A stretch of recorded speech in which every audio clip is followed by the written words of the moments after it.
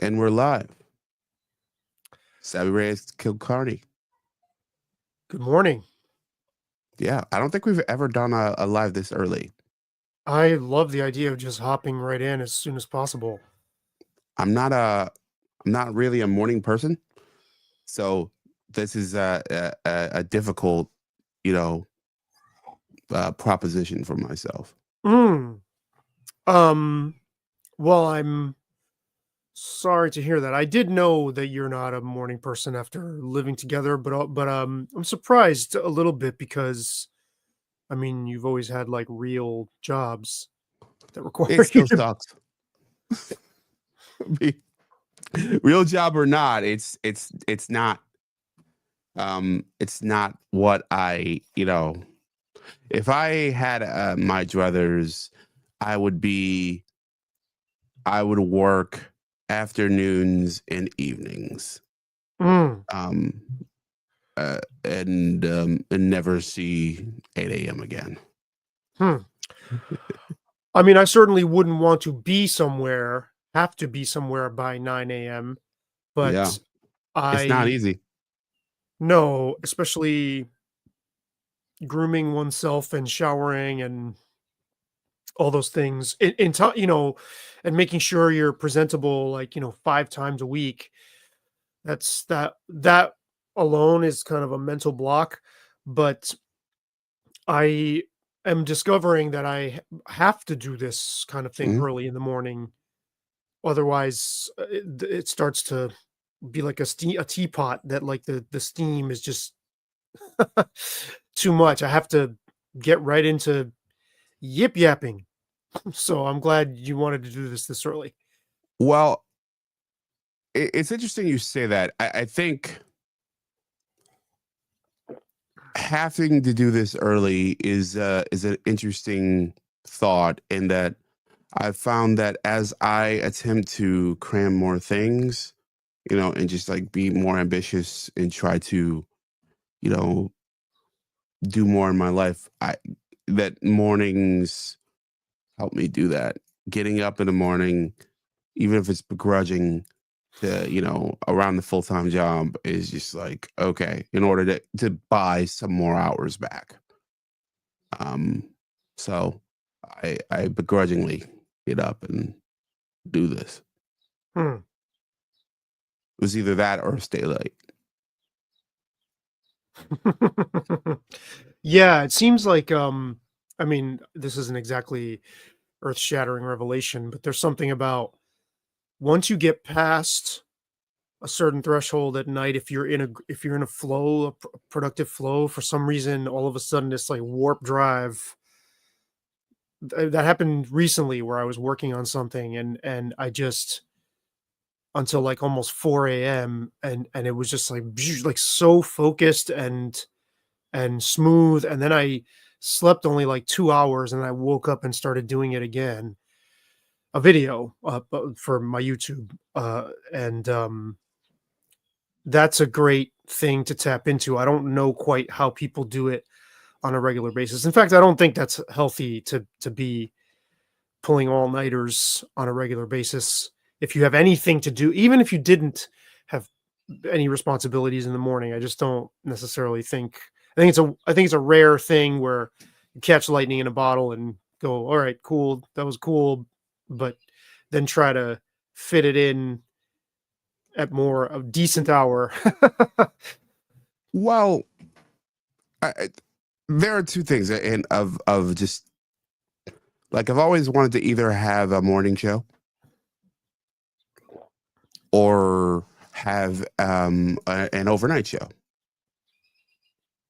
I grew up loving Art Bell, so having an overnight talk show like he did, like Larry King did back in the day, Mm.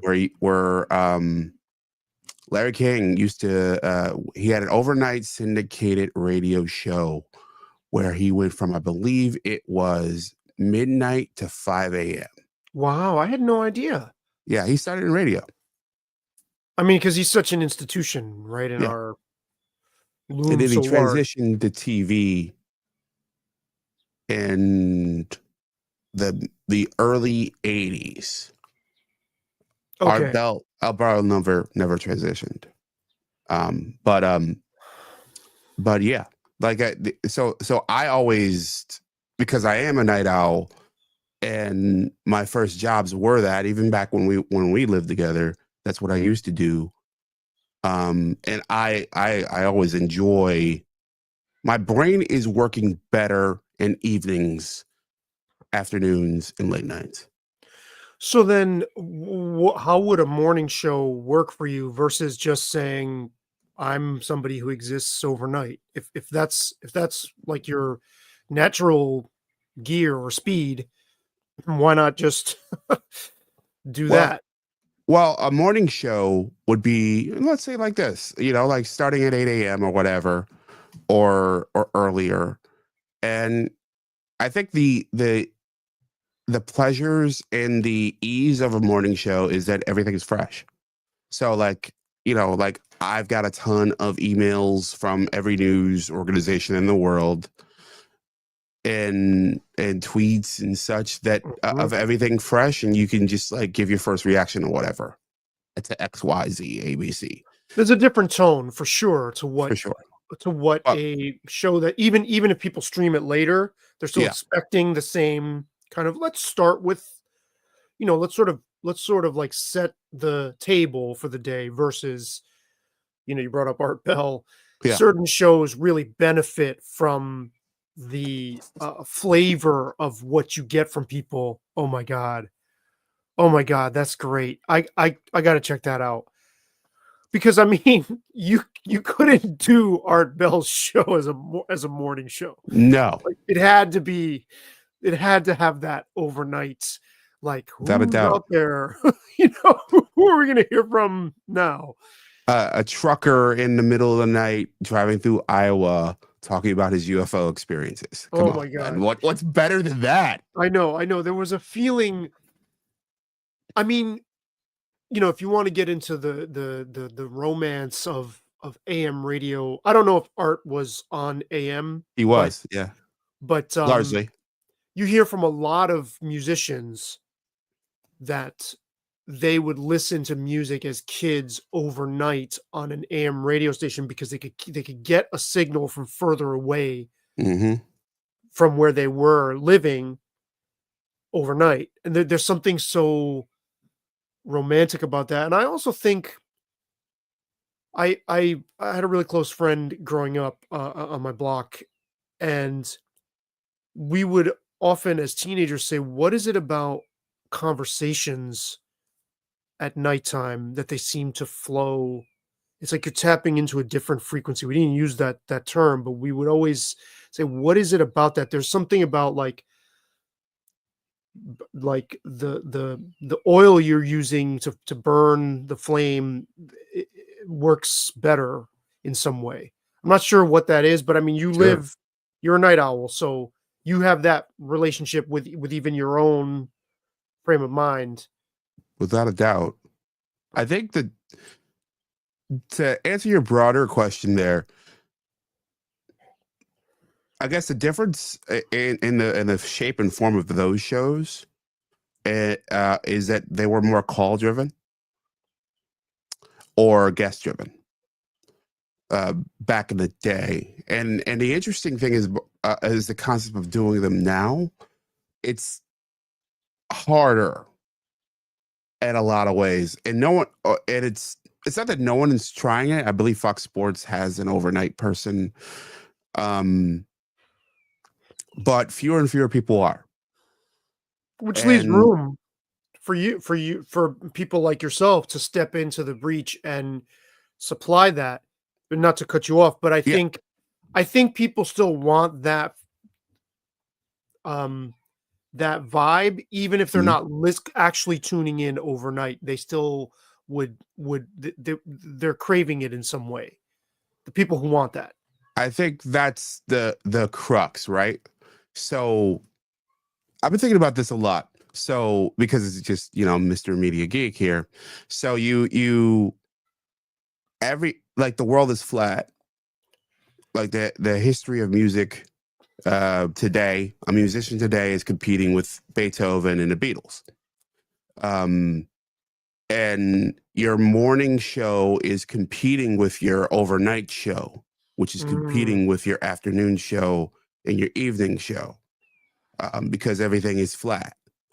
Time is flat. So shows that would be like a tinfoil hat with Sam Tripoli is a perfect example of this. I listen to the show. I love the show. Shout out to Sam Tripoli. Um, it's Art Bellish. He brings on random dudes who are like mostly doing their own research on random, not necessarily sci-fi, conspiratorial, yada yada yada, all these topics. He brings them on, and he has these long conversations with them, like Art would.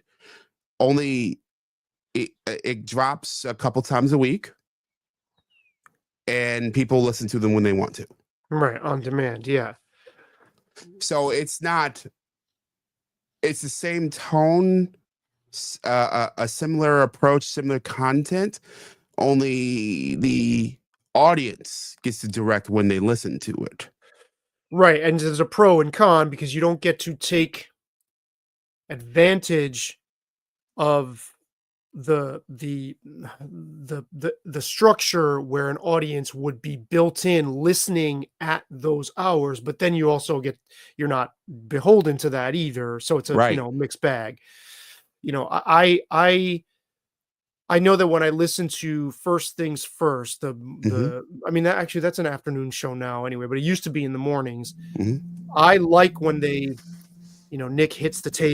Wright hits the table, and it's like, okay, now we're starting it up. So whenever I'm listening to that, I still feel like I'm brought to the beginning of the show. You know what I mean? There's still Hmm. those cues, those rhythms are still in us.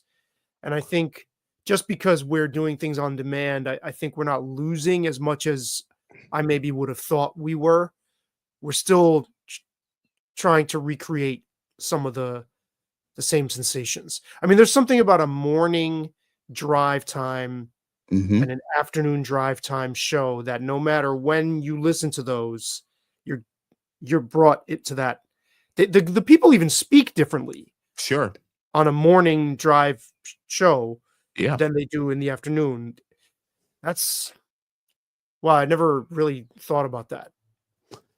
I I think what's happened now is now that everything is flat, and I listen to a show up in the Bulldog out of Buffalo, because I'm a big Bills fan, and I like the Sabres. And even though they're fatalistic as hell, Mm, and I listen to them, and they have moved.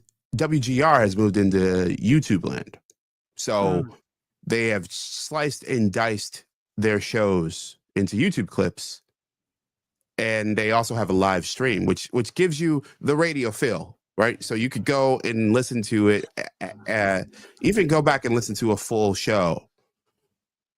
But uh, I find myself enjoying more the sliced and diced versions, mm, um, than I would sitting through the entire show or an entire segment. hmm. And maybe it's an attention span deal, but uh, uh, I'm not quite sure.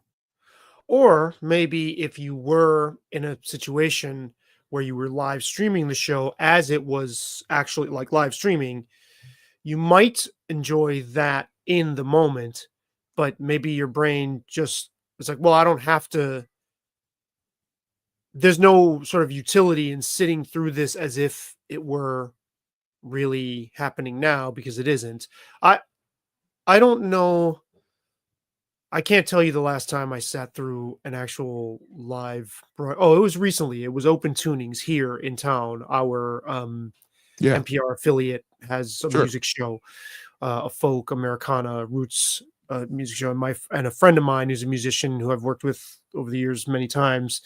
Um, he was appearing live on there, and that was a really nice feeling. And I listened to the guest before him, but I didn't listen to the whole show. But there's still something about I'm tapping into what's happening right this moment that I was like making lunch while he was on, and it just felt really nice, It's a for lack of a passive better word. experience. like where you are part of, you are simultaneously with, let's say, just because full disclosure, I used to work for that same affiliate. So let's say 40,000 Rochesterians, people from Rochester, let alone the internet audience, are all listening at the same time. We're all sharing this experience, listening to this musician on this show, talk to this host about this thing, playing live music, um, and live music that I think in a lot of cases the listeners have an affinity for. So, like, you have all these shared binds happening live, versus take my USA Day experience. I hosted a show at USA Today. We would get anywhere between 40 to 60,000 downloads, but a chunk, it would be spread out through the day, and it was 7 days a week. So we had people who were on yesterday's episode on who listened that first thing in the morning, listen in the afternoon, listen the next day. Like, it was less of it was a shared experience, but it was more choose your own adventure. So you had a shepherded, guided adventure. That's what a live broadcast is. It's shepherded, it's guided, it's me leading you through this thing that I'm going through right now, versus me leading this through me and another person talking, or talking for a period of time, and you deciding to experience it whenever you want.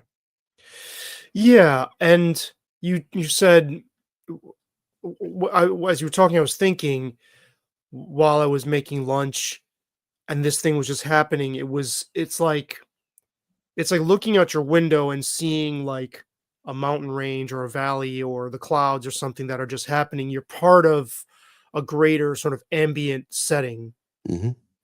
and I think that obviously the streaming on demand stuff, you and I consume tons of, almost all of our media consumption is on demand. But I feel like we can have a nice balance, because you talked about the world being flat in terms of time. This is something I've been observing since about 2014, or maybe even a little sooner than that. I was actually supposed to write a piece for Pitchfork on this, and I just never turned it in. I just took forever. It was funny because I was writing about time, but I noticed a musician had said to me once, "Oh, now you can go online and you can find a band that recreates any time period from recorded history, and you can find it all. It's at your fingertips. And this band sounds just like 1982, crossover hardcore thrash metal. Like they recreate that." And I was like, "And that's a good thing."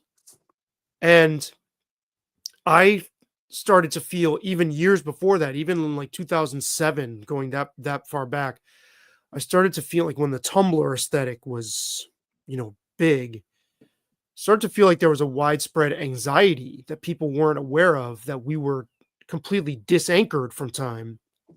And now I think it's getting back to, people are finding ways to give themselves to like kind of say, okay, I am a part of something. There is something out my window. It's not just a green screen in terms of temporal sensation.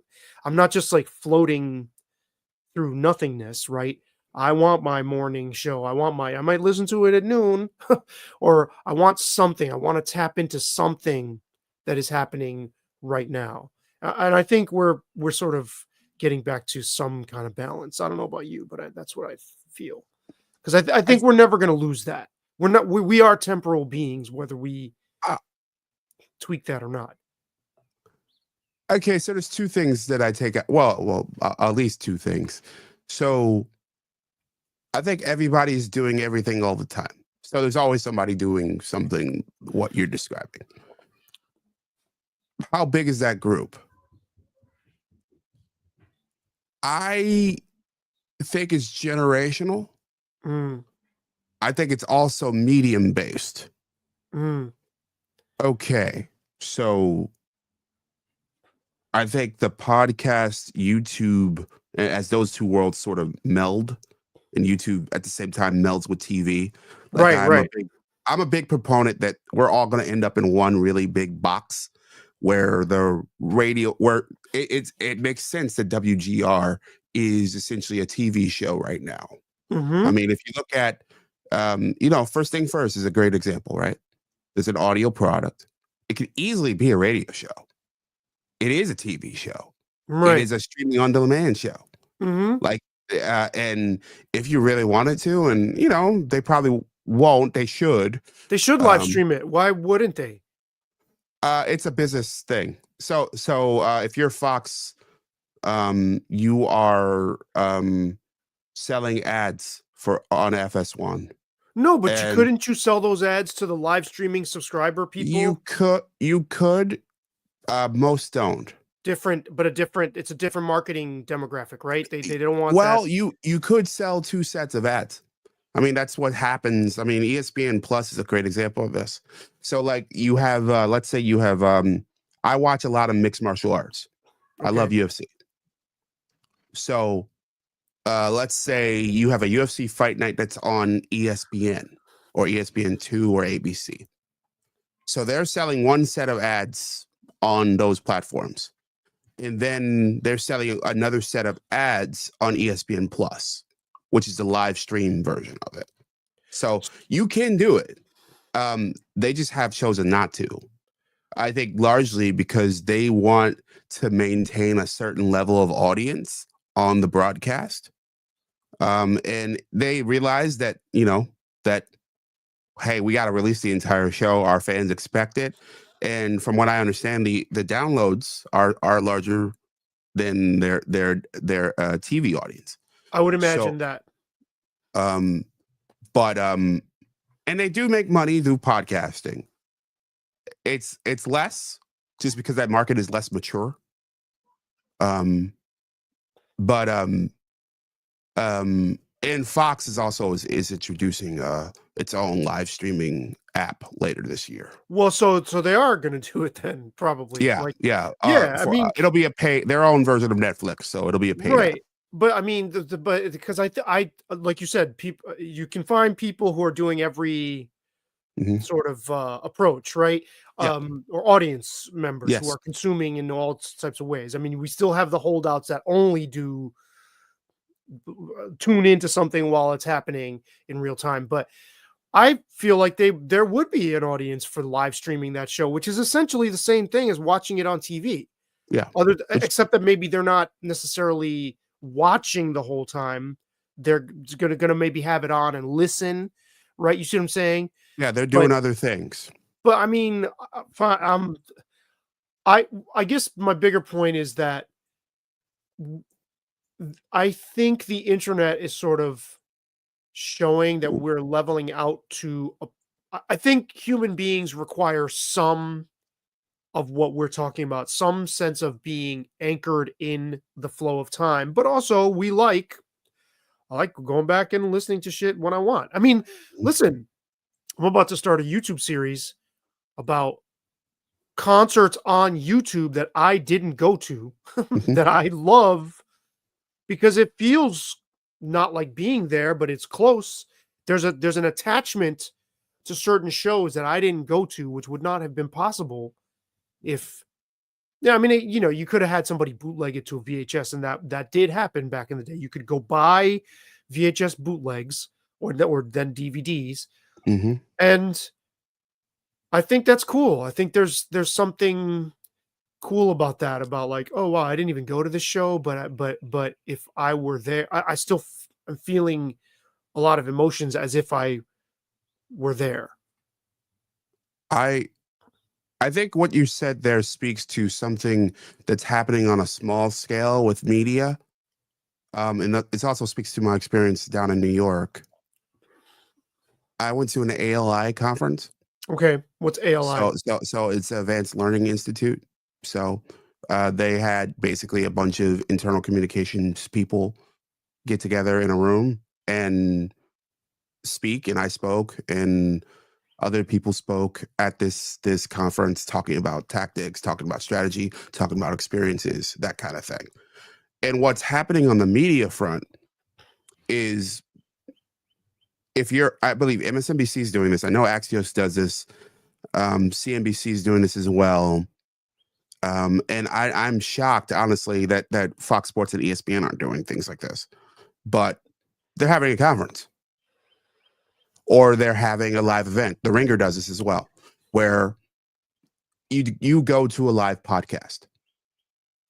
You go to a series of interviews. So you pay, you get to be there in person with a bunch of other super fans. You all get in a room and you watch. You get to ask directly Bill Simmons, Alex Sherman, Jim Vandehei, all people from these different outlets, questions. You get to be a part of this world. Like So their version of a Zoom hangout, basically. Yes, only in person. Right. So it's grafted on top of, okay, like we are, you and I are doing an interview, or we're doing a conversation. We do it live. Like, okay, let's say we did this. Okay, so we would have, I'd do an interview with somebody, you do an interview with somebody, and we have a conversation together. Maybe the four of us would have a conversation together. Whatever. And then you have somebody live, everybody pays a certain amount of money. It's a money maker. And it's one of the things that these media companies are doing, because everybody's dealing with everything being flat, and us being able to hop on microphones and cameras and just have a show that we just decided to do an hour ago. There's infinite. And meaning everybody's got a smaller audience.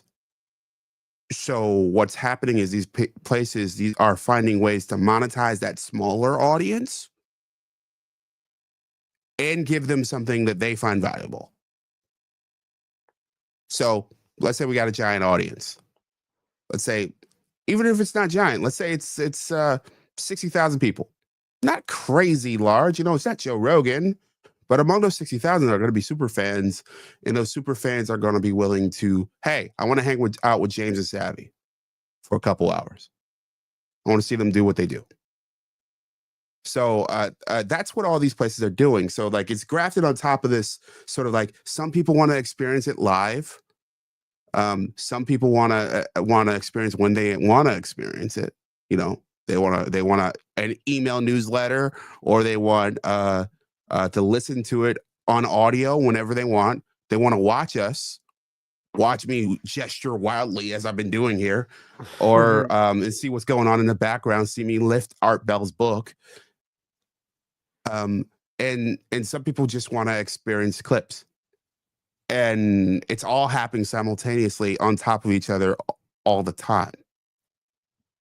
So it's weird, because YouTube put out a stat not long ago claiming that I believe it was a billion podcast views on their platform. And my question about it was, how many of it was an actual view? How much of it was that passive audio like experience? That's what I do with YouTube most of the time.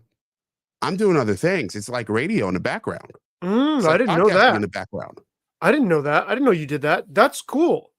Yeah. So then you are like, and they've got to know, they've got to have that broken down internally as without a doubt, and didn't release it. See, that I find reassuring, because I remember around 07, from like 07 onwards, I just felt like, man, our consciousness is getting like sucked into this empty room, like a green screen room, like green screen on all sides that has no features time-wise. That's what it felt like time-wise. And I think that had to do with why so many people started craving music that recreated the past so faithfully. I think there was a link there between where we were going technology-wise and the fact that people started reaching to the past, like, and listening to like old vintage style, like new people doing older styles. I think there was a link, but I think there's less underlying anxiety now because people are starting to use the internet to kind of recreate or not optimize, but preserve some of the what you're talking about, like the passive kind of wallpaper, something's going outside my window experience. Yeah, there's nothing new under the sun. And like you could argue that even like Instagram reel or TikTok is essentially just a music track, Mm, you know? Um and I think that um we all are sort of repeating variations, iterations of previous things. We're taking bits and pieces and we're remixing. mm. And we've made due to technology, it's been easier and easier to do. Um, Right, but we're seeing, I guess what you're saying is we're seeing old traditional habits kind of resurface. It's just yeah, new iterations of older stuff. yeah, and I think we're going to see that, and we see that to some degree. As I said, it's everybody's doing some version of everything all the time. So I do think that's something that I've seen it surface in a bunch of different levels. And just to clarify something I said earlier, YouTube says it now has more than 1 billion monthly viewers of podcast content. Right, it doesn't That's to what. break that down as far as when and how and, you know, like because a lot of those are live streaming. Like they do the live stream option. Obviously, Club Shay Shay, right? Like that they'll do it. Mhm. Tons of these are doing Sure. this, and I wonder also. You mentioned how these bigger platforms are doing it. I wonder if they didn't follow the small content creators who struck it big doing things like Hangouts Hmm. and you know what I'm saying? Like if they because like now on Substack, there's a ton of live Without a doubt. content Yeah. where people are just like talking into their phone, like in their kitchen. Agreed. And if you go back, and that's just really an iteration of what was happening during the pandemic. One with what was the name of that app that everybody was hopping on at that point? Basically, it was an audio only room where people were hopping in and chatting. Oh, Um, that everybody thought was going to be big, and it just didn't happen. my god, what Um, is it called? I don't remember. yeah. And then all the social media networks ripped off, and it didn't work either. Yeah, I mean Twitter does live Yeah. panel. I forgot what they call it. I mean, I think it's just Twitter Live, I think, Yeah. or Yeah. no, what are Twitter. they? Yeah. Something like that. Um, Yeah. Clubhouse. Clubhouse. okay, yeah. Yeah. And so yeah, like I think there is a need, a feeling of a new version of a passive experience. A new version of this sort of live, you know, um, goings on. Yeah, where So you're in a group of people experiencing something at the same time, which I mean could could be a segue to the Super Bowl. I know we're okay, yeah. I months mean, late. look, we are, like what 2 months after the fact, but let's do it. We haven't done this. I've been working on other stuff, so blame me. But you want to go into it? Yeah, I mean, because you and I talked about the Super Bowl halftime show shortly after it happened, and I thought it was a really, I mean, I thought your perspective was really interesting. I had a lot of feelings about it, and you're a Kendrick fan, from what I gather, correct? Yeah, Yeah, and have been for a long while. time since Good Kid, Mad City. Okay. So yeah, I mean, you and I got to a place where we were like, well, what what should a Super Bowl halftime show be? What should we expect, or what do we want from it? Because I was left wanting after that. I found it I had a lot of just kind of number one, I thought the I'll say this. If an artist does something, a performance or a work of art, that has people talking about it and questioning it, up to weeks later, people were still there was Hmm. still a dialogue on the what he did there, then that is, you could say, a successful work of art. On the other Yeah. hand, if it's m- meant to be obscure, like almost fashioned on purpose to get people kind of scratching their heads, I'm not so sure that's a successful work of art, right? Because it's like, well, what was your point? And that's what people were talking about after. And I thought that the race to defend it among the usual suspects in media, the usual sort of race baiting, race apologists, and white people in my like Facebook stream who were like falling all over themselves to be like, oh, I saw this form, this copy paste message that several of my friends contacts on Facebook reposted. Oh, a crip walk. The crip walk is like an important but vital part of black culture. And if you're criticizing, yeah, that's an actual quote. And if you're criticizing this this halftime show, you have to question why. And of course, I found that completely galling and obnoxious and misguided and ignorant. And I didn't like the idea that, well, I'm going to speak in this really specific, the word is coded, but there's another word I'm looking for. This like real esoteric way that only a slim margin of people, even among black people, understand.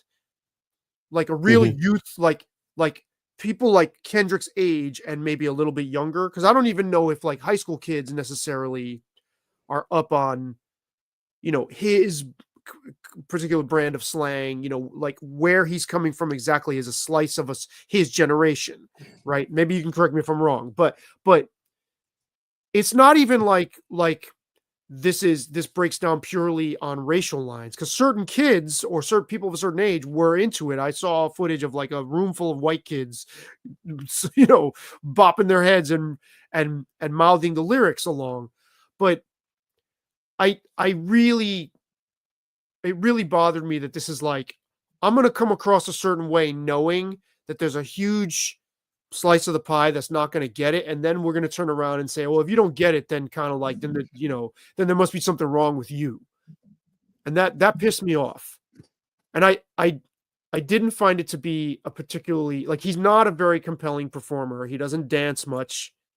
He doesn't have like the, like, as much as I admire him as an artist, and I do think he reminds me, not that he is like jazz, but he reminds me of like certain jazz musicians that have their own phrasing, their own style of soloing, that every time you hear them, you go, oh, that's him. That's really distinctive.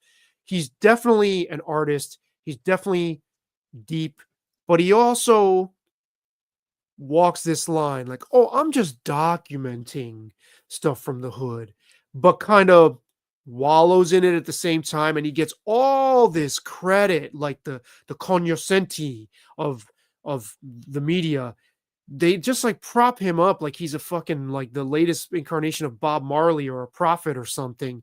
He got a fucking no or a Pulitzer Prize, for God's sake, right? And yes, his flow, his phrasing is awesome, but he's not always reaching as high as people claim he is. And that's fine. Like, walk that line, be sort of dangerous. That's cool, but for God's sake, don't come off with that much self-importance. And I don't think his performing ability carries all that self-importance. And so we're watching this halftime show, and I felt bad. I was watching it with my daughter, and she started to dance, and then it kind of like, it just kind of got flat. And she was like, well, there's nothing really to grab on. She didn't say this, but there was nothing really to grab onto. And I felt like it was an alienating performance on purpose. And what was the point of that? to then get you to feel bad that you didn't get it. Like, come on. And I felt like what we need in a time of intense polarization is a Super Bowl halftime show that makes us feel united. Maybe makes political statements, whatever, but makes us feel good about all tuning into this thing at the same time. And that didn't do that. Man, there's a bunch of different places I could go there. Yeah, I'm But shocked you didn't interrupt me. I kept looking at you like, where's he going to jump in? I was just going to let you rock because you were going ISO ball, killing it. Because I think you made so many very interesting points. So I didn't want to interrupt. So, I'm the Russell Westbrook of podcasting. No. So all right, let's start with that last piece. Who could do a performance that was uniting? Prince, if he was alive. Michael Jackson, if he hadn't gotten, the cloud of allegations over him. You're talking about living people. Yes. I'm trying to think. Now I'm like totally drawing a blank. Do you have somebody in mind? There are No one. people. Oh, because everybody's like fragmented. It's over. Oh, wow. Let me just add this one thing. My daughter's baby brother, who's not my son, he's 3. He's going to be 4 in about a month. He's a little white, blonde-headed boy, and all he does is not like us, not like us, not like us. Like, he loves that song. Cool. So, I mean, for whatever I think that's great.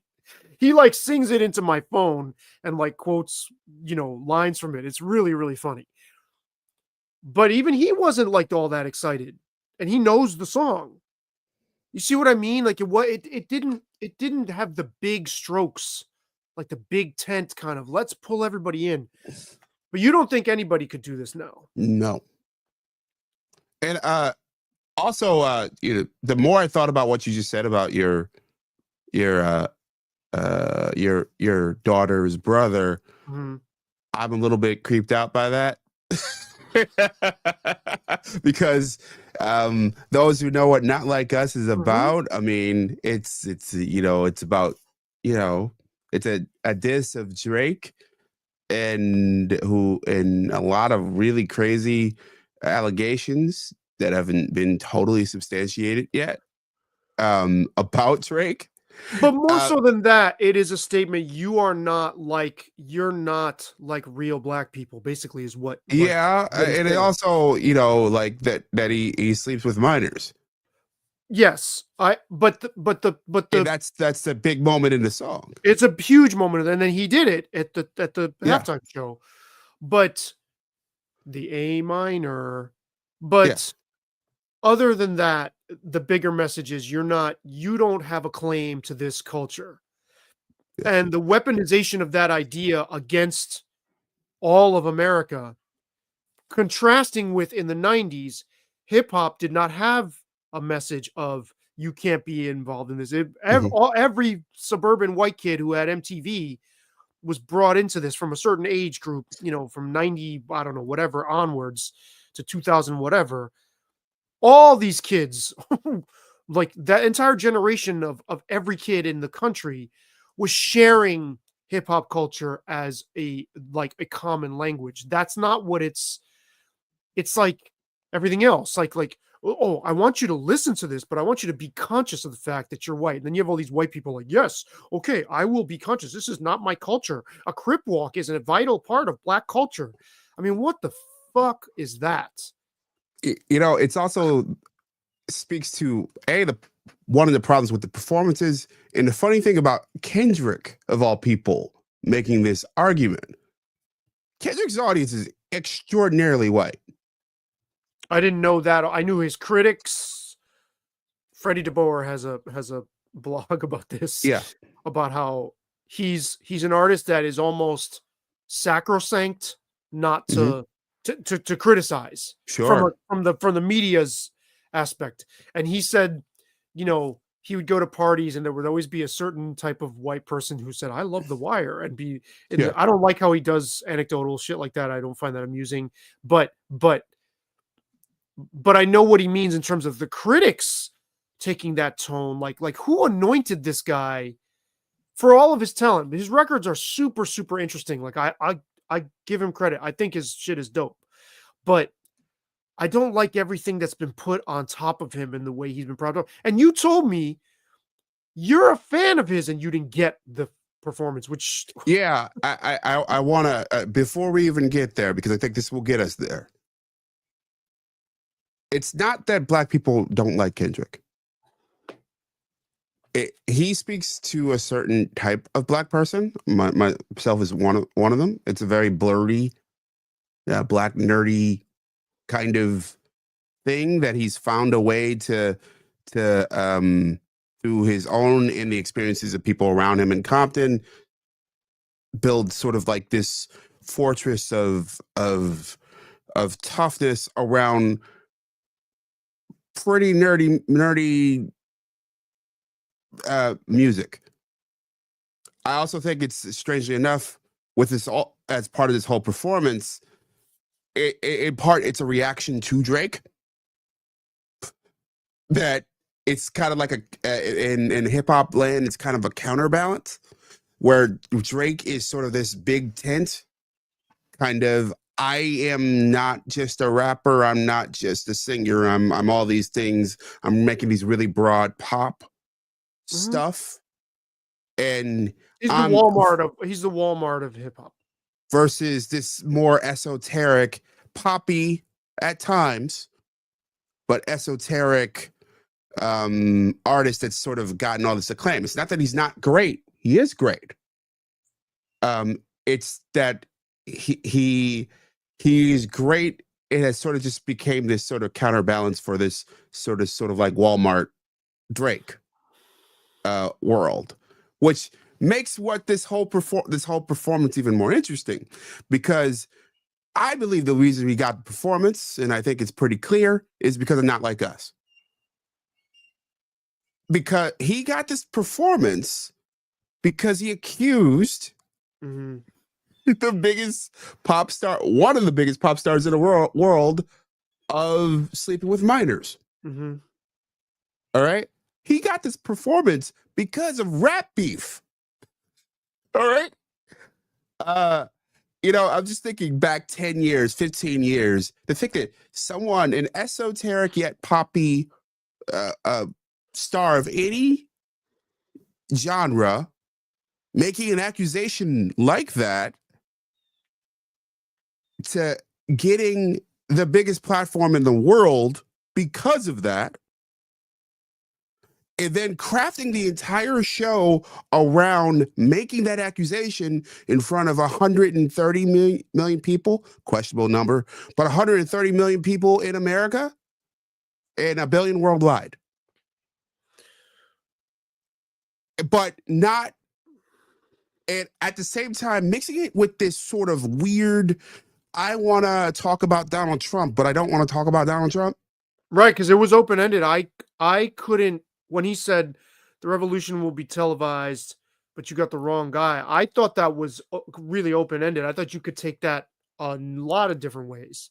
Yeah. He could have been talking about himself or Trump or not either one. Well, a couple of different people I talked to about it think that the NFL said something,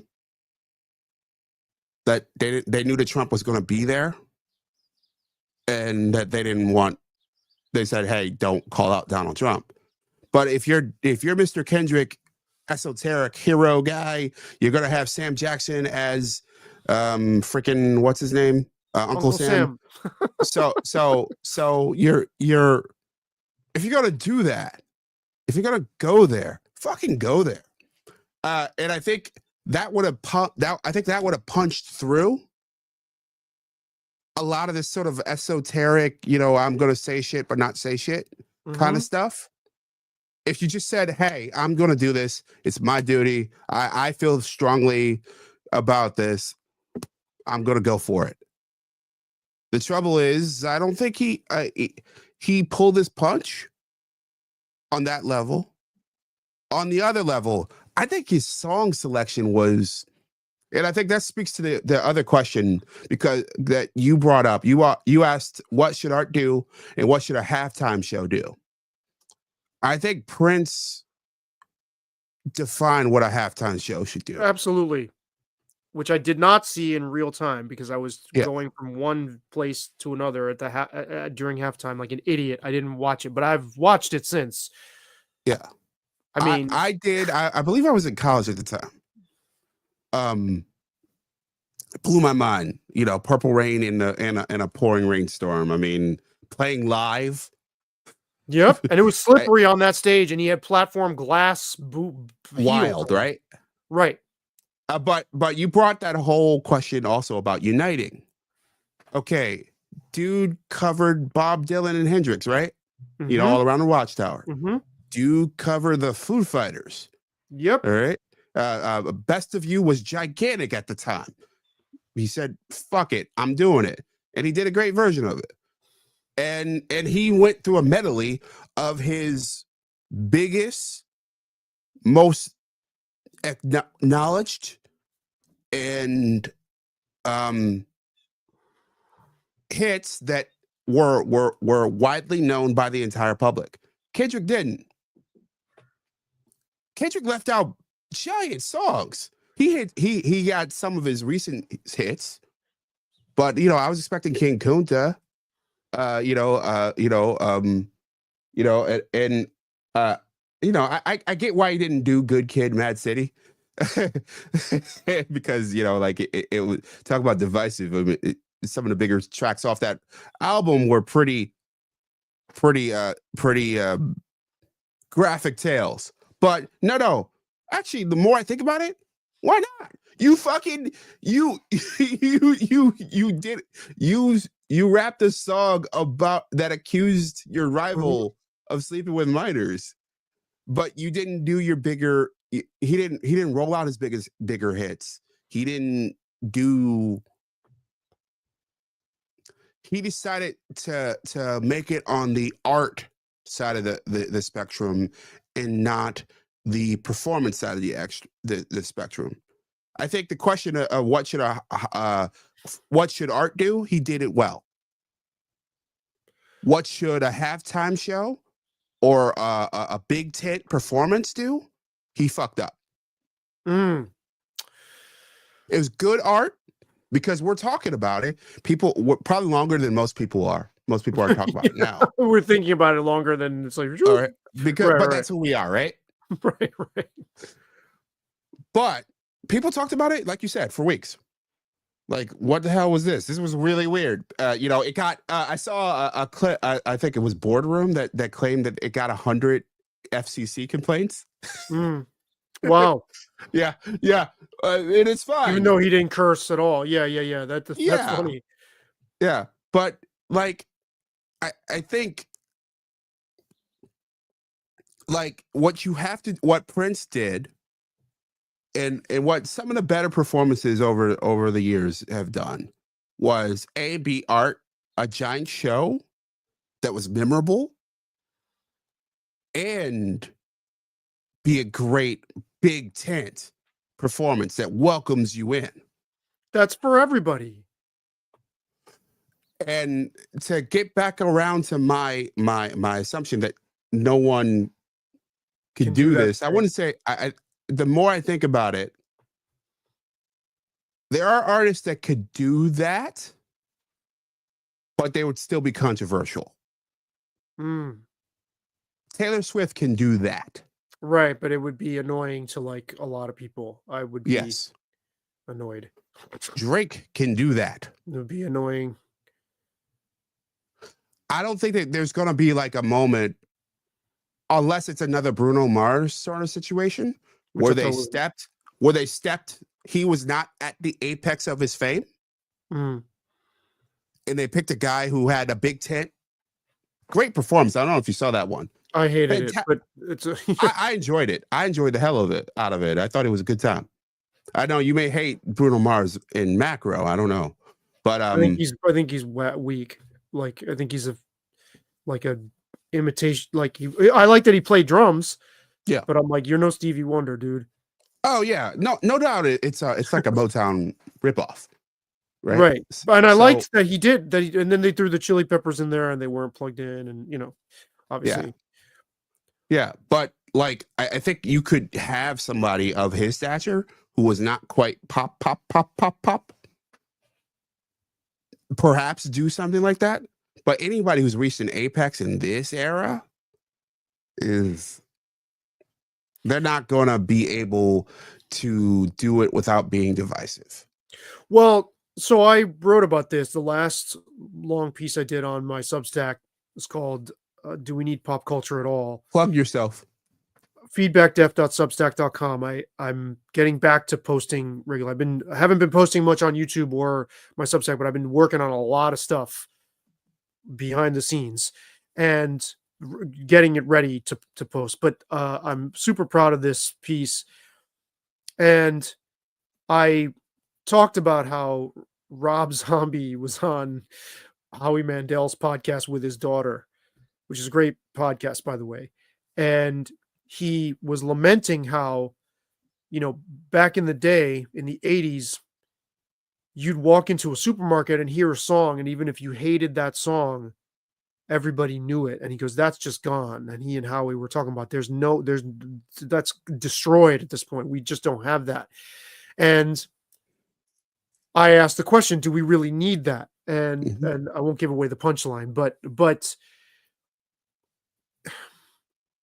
there is something, even from someone like me, who's really resistant to the idea of artists playing their most popular songs, somebody like Prince only being remembered by the masses for his hits when he's got this incredible body of work of songs that the average person can't even name, like, 3 of those other songs, even though they can name all the hits, right?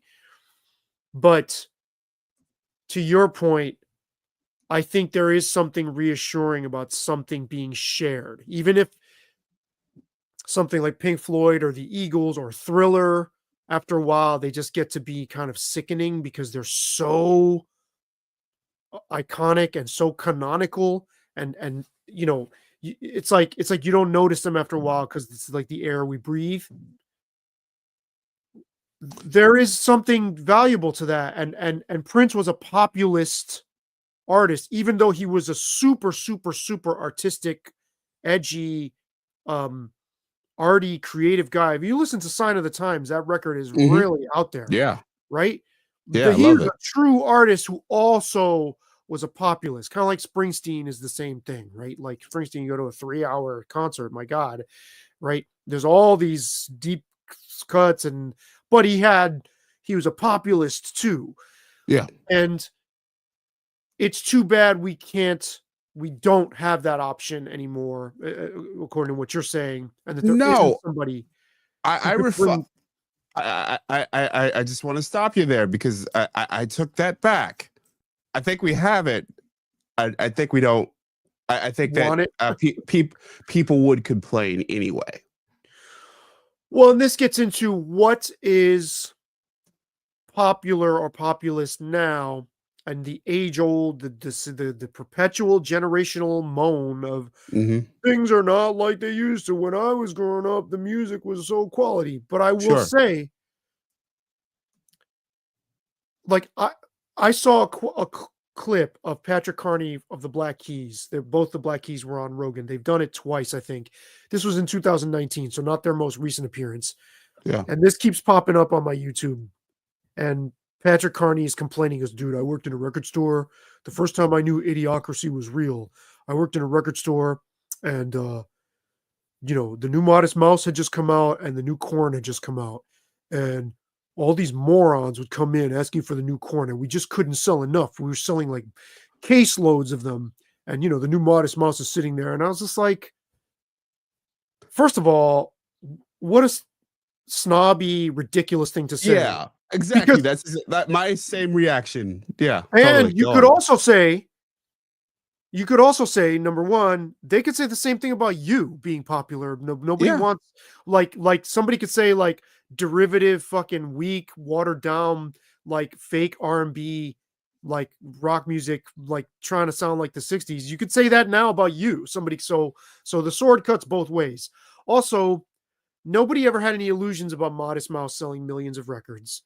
And I felt growing up, because I hear this all the time from metal bands. Oh, metal died and it had to go underground. It's like, shut the fuck up. Like, I was always comforted if the popular music of the day is shit and shallow Walmart plastic stuff, then I can just listen to what I listen to and not have to get sick of hearing the stuff I like getting overplayed over and over and over. Um, and there was always garbage. There was always dreck in the popular landscape. What I would say now is that Taylor Swift and Drake, compared to huge big tent performers of the past, are much more shallow and superficial. Or there were shallow and superficial. There were shallow and superficial people back then too, but now it's like there's fewer people like a Prince or like even a Madonna, who I would say had substance, right? Even a Lady Gaga, right, had more substance. And I think Taylor Swift and Drake are particularly, like, I think they are so brain damagingly empty that it's like a fucking poisoned vapor coming through your speakers, like meant to hurt you. It's like a CIA plot to like make us. Now I guess I sound like Patrick Carney. I guess. Yeah, exactly. It's pretty funny. Yeah. I mean, look, I think somebody would have said that about Prince at one point. How though? Yeah. How could you say that about Prince? It would have been someone who grew up in the 50s and 60s, listening to Duke Ellington or something like, no, like, Frank Sinatra. Yeah, this guy's derivative of all these blah blah blah. Like so I think time marches on. I think that's the moral of the story here. Yeah. And like I think that these stars are all imperfect, but so were those back in the day. I mean, so like I'm more forgiving on that front. I do think there's a ton of vapid music out there that is, you know, that's not going to survive the test of time, but that's always the case. It's always the case, and there's always been great music too.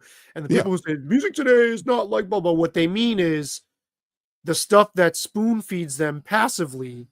They can't access stuff that they like by just clicking on the radio and walking into Walmart and hearing it. But there is more amazing music that anybody would love, anybody, being made now than ever.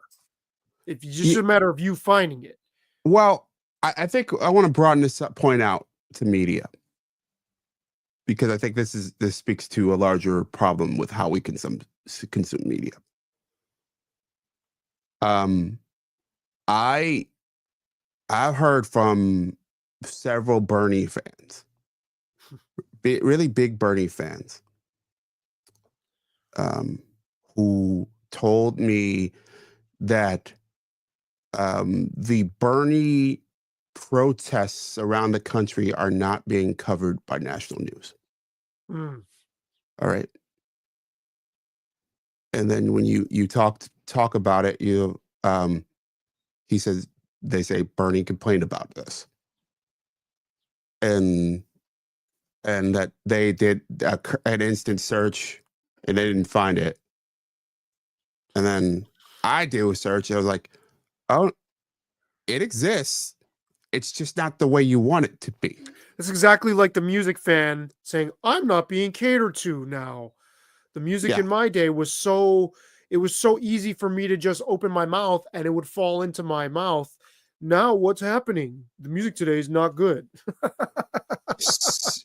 So it's not just music, it's everything. Bernie is saying, you're not catering to me. You know? Everybody expects to be catered to. And I'm not sure that's great for society, but it seems like where we're going deeper down the rabbit hole. I've been working on this idea. I started with media, but it seems to be going to larger and larger stuff. That almost everything exists on a U curve. Mm. So think of a graph, and specific on one side, broad on the other side, strong up top, weak on the bottom. So you have 4 quadrants. The strength are people who do things that are very specific, who cater to very specific constituencies and small audiences. And the strong are the people who can talk to everybody and can cater to these people. So YouTube, Spotify, TikTok, Netflix, Disney. These really giant people over here, these really specific people over here. The rest of the world is down here, right? Where they're either in a place where they can't get small because they got infrastructure and all this stuff that they just can't slim down, or they think they're big but they're not big enough. And I think what happens with media becoming more either everything or exactly what I think, that middle ground just gets lost in the sauce. And I think the more I've thought about it, the more I think it reflects the polarization that we're seeing in everything, because you're expecting everything or nothing.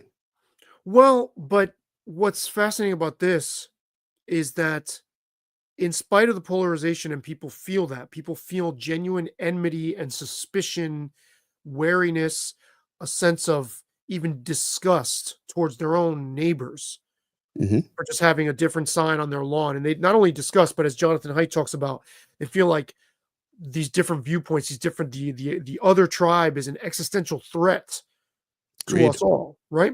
Yeah. Despite all of that, somehow people are still expressing, well, wait, why isn't big tent media catering to me? Why isn't it still speaking to all? Why isn't it still speaking to me? Which the underlying assumption would be that they're pining for the days when big tent media spoke to all of us. They don't even know. They might still love their tribal partisan channels that they go seek out, right? They might love being in their echo chamber, but part of them wishes that somehow we were all being spoken to. And I guess the question is, should we expect that? Back to the Super Bowl question, it's like I just felt like that performance was almost a form of entrapment. And it pissed me off when Samuel L. Jackson was like, all right, let's button it up. Too black, too loud. Man, can we stop with this conflation of hip hop culture being one and the same with all of black culture? Can we stop with this edict that if you have certain reservations about hip hop culture, that somehow that makes you averse to black culture more generally? Those two things being fused together, I find extremely damaging and really, what's the word I'm looking for? Subversive is the wrong word. There's something poisonous about that message being so normalized and mainstreamed. And I was just like, fuck you, man. Like, because there are so many people who are not white who would still have qualms about a show like that or still not feel spoken to. And you're setting it up so that, like, you're setting it up to be racially divisive in an artificial way. And I just thought that was really obnoxious and destructive. Too black, that's not. I guarantee you there are black people. I mean, if you are a fan of Kendrick and you're like, what is he saying here? Then imagine somebody older than you, like your mom's generation, watching that, being like, what the fuck? This is not the hip hop of my day. You know what I mean? I'm sure I see these comments on YouTube. Hip hop today is whack. When I was growing up, we had, this one and this one and this one and this one, and that was the classic stuff. I mean, that never ends. Time marches on, like you said. People turn into whiny parents. I'd like to roll back to something you said in there that I thought was really interesting. I thought, um, uh, and correct me if I'm misstating what you said. That that people are expecting that these things essentially represent them, speak to them. And I know I've mentioned this to you in the past, but I'm a big believer that they never did. Mm. Yeah, I agree with you. But there was sort of an illusion of Yeah. shared language. Yes.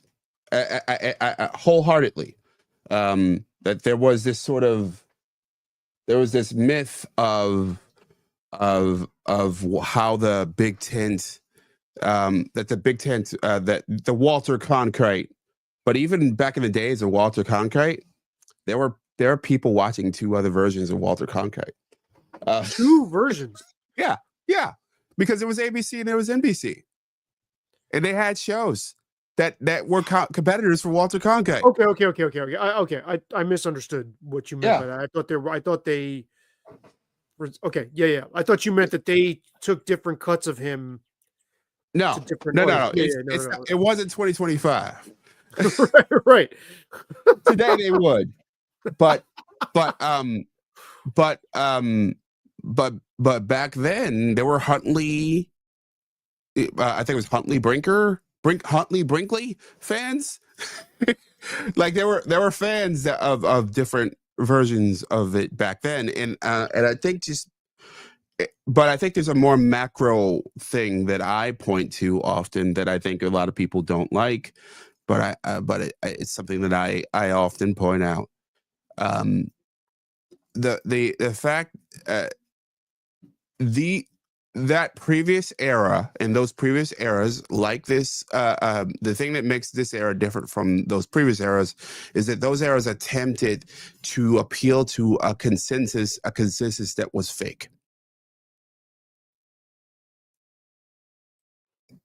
Never existed. And yet It was people enjoyed the passive, like you said, presentation hmm that we could all play along with the illusion. hmm Now we can't play along with it. It's too noisy to even support the illusion. yes. And yet people still want it. Even the people that are like, I hate mainstream, I like, hmm even those people are craving this sense that when you open your window, we can at least all agree, not even agree, but like there's a shared language Yeah. there's a shared tone. Yep. And I think that's incredible that people still want that even if they don't think they want it.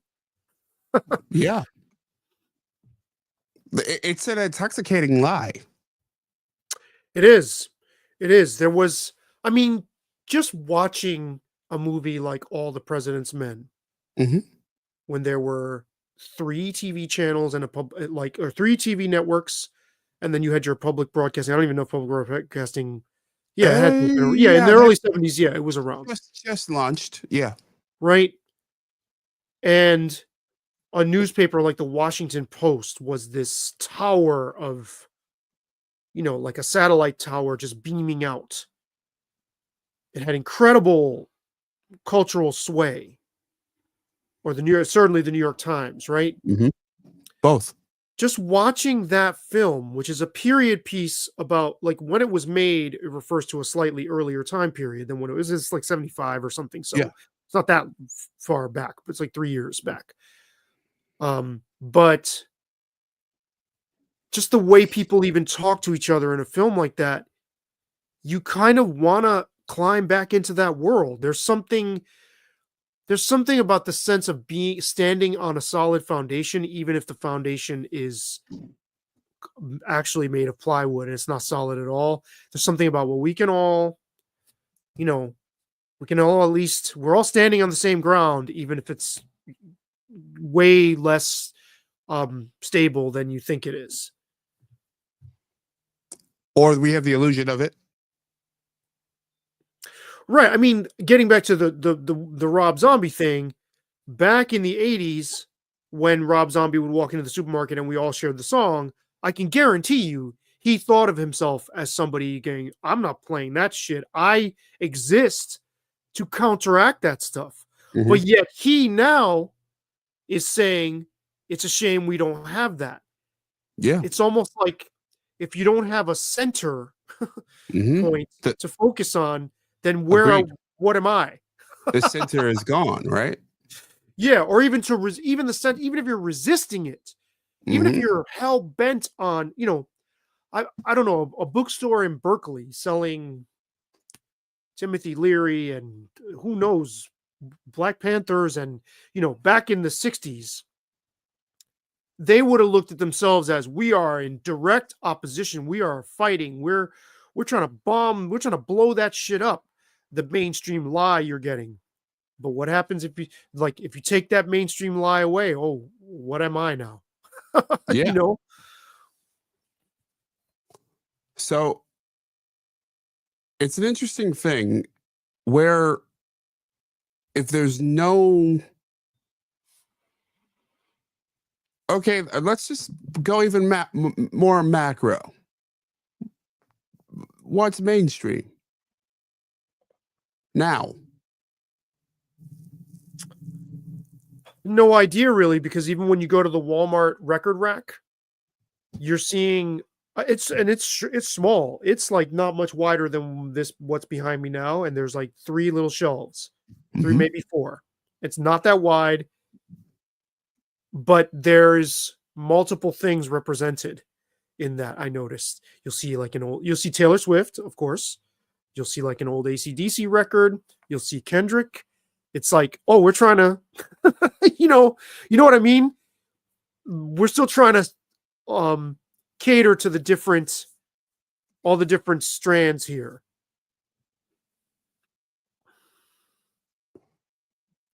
Go even more macro. Culturally, what's Mm, mainstream? nothing. There's no shared. There's nothing that is completely shared at this point. Is Because what I I'm thinking, I've been as I try to put together my grand theory of everything because I'm a crazy person. Um, I was thinking about like, okay, and I think that's part of why the Super Bowl is so interesting to talk about because that's one of those mutual points where you get 100. The only time a year you're going to get 100 million people watching the same thing in mm-hmm. America. Um, so you got no consensus. You have this culture war going on in the background, continuing to rage. And everybody demanding customization for themselves and complaining that that everybody is not receiving their customization. right, right, right. Almost, it's such a paradox because what they're saying is, I wish the customization would go away and we all had what I've chosen to pursue for myself. You Because see my what I mean? customization is right, of course. Yes. But if that were the case, then it wouldn't be customized. And consciously that you're pursuing. Well, I mean, the algorithms you don't entirely know. I mean, things are I being think catered, increasingly we know. but there is the component of algorithms Yeah. steering you towards more of what you like, and that I mean, I guess 10 years ago people weren't as aware of it. I think you're right. Mhm. People are aware of it now. Like you can sense that you're getting something totally different than the person next to you. Like we know this, even married couples or whatever are getting different things on their feeds, right? But if you it's like a lament to have everybody have the same exact customization as you, which would then mean it wasn't customization. It would all be the same thing, and we can't do that at this point, right? Nobody would be happy with that. How bizarre. I wish I could. What that means to me is I wish I could wake up tomorrow morning and the world would all be like me. Yeah. That's what everyone's saying. So here's what my theoretical knock-on effects are. I think that speaks to the loneliness epidemic in Mhm. America. We're expecting our media in our world to reflect us completely, and we're looking around and it doesn't, and we're wondering why. Mhm. Because these algorithms are teaching us that what we're seeing is either going to be one step removed from us and tailored to us, or completely abhorrent to us. And at the same time, at where media is going, everything we know about the next steps is that it's going to be more customization. And that, you may have been seeing this stuff that's going around, the Studio Ghibli stuff, No. Oh, where I've heard of Suzuki, but no, I haven't. basically I think it's a filter or maybe AI that can turn anything into a Studio Ghibli looking Okay, animated moment. that's funny. Yeah, yeah, yeah, yeah. Um, we're gonna have the technology is quickly going to be here where everything we receive is going to be customized for us. All your entertainment. And unfortunately, the way algorithms work, they just drive more of what the algorithm reads that you like, rather than pressing you to expose you to anything outside of those bounds. You have to really you have to take the reins and really pursue things. Right. I think there's a diminishing Increasingly. return, even from a marketing perspective, of tightening these algorithms so they just give people what they want. Like if you walk into an ice cream store and order like pistachio ice cream, you don't fucking want pistachio ice cream 85 times a month. You know what I'm saying? Like Yeah. there's they've got to try to um I think optimize these algorithms for their own sake, for the platforms to succeed. I think loosening them up might be a better path a little bit. Now, here's the counter though to yes, I think that the larger trend that you're talking about is true, but I think there's an undercurrent going against the grain that is showing me something about people that I find really encouraging. I see a lot on YouTube and Substack of people who follow people that they don't agree with 100%, and they're not hate watching. They get some satisfaction from the counterpoint. And I don't know if those people are in the majority, but I see lots of comments like that, just anecdotally in my own, you know, path.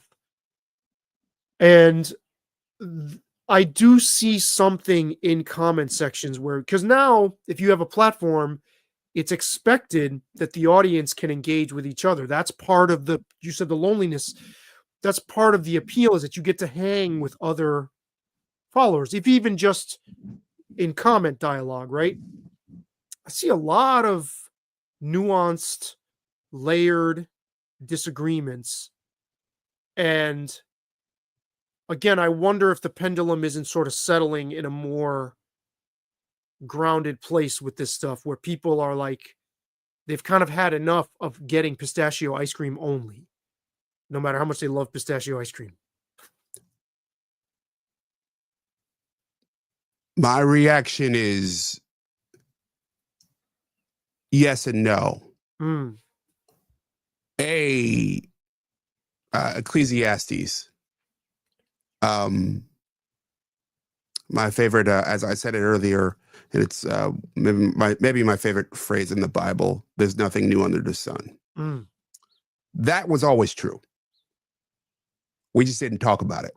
Which It just part wasn't was visible. true? The fact that there were people who listen or read or watch conservative or liberal contrasting content in order to get more information, it just wasn't visible. It was just quiet. There weren't comment sections where you could have discourse. But that always happened. And when you did research into different shows over the years, that especially one that leaned strongly left or leaned strongly right, there was usually an appeal to the host, and it wasn't always that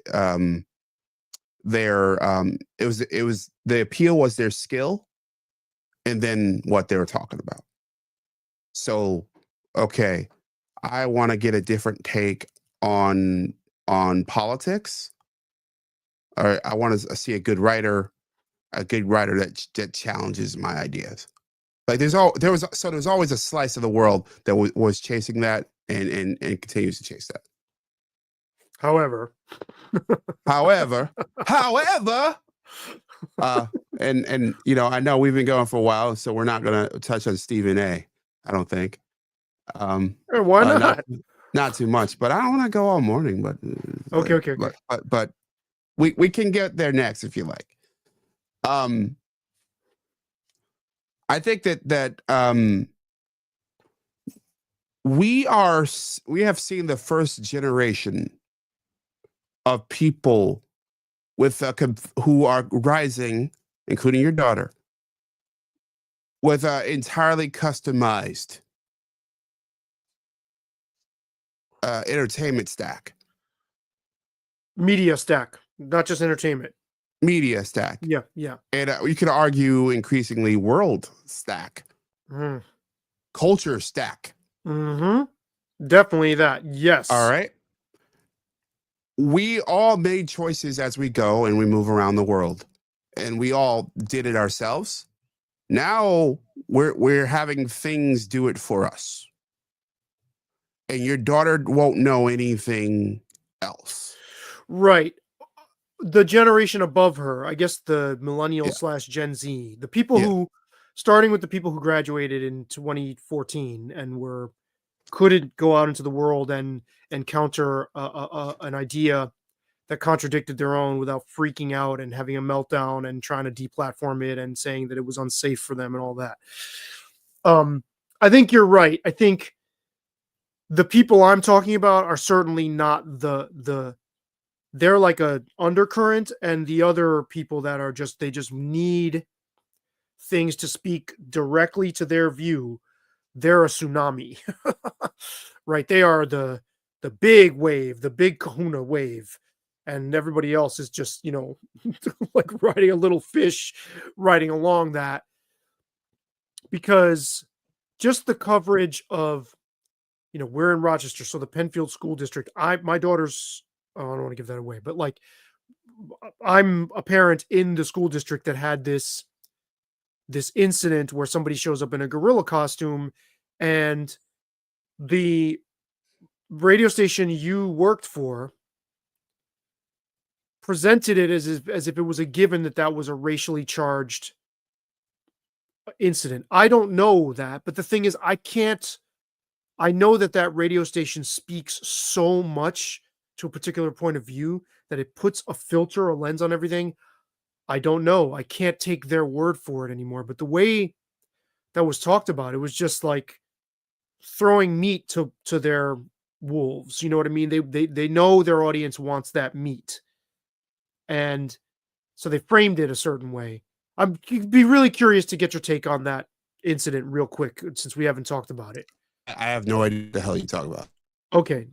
There's a guy showed up to a Penfield School District open house, like parents, where parents could show up. Yeah. And the what is it? The chairman of the what is the position? The president of the district? I forgot her name. She's a black woman. The school superintendent, Superintendent. Yeah, thank you. Yeah. the Yeah. district superintendent. Yes. Um, she's black, and so this person shows up in a gorilla costume, and maybe it was meant to be that way, but I just don't know. And I'm increasingly wary of What was it? outlets. Was it a meeting?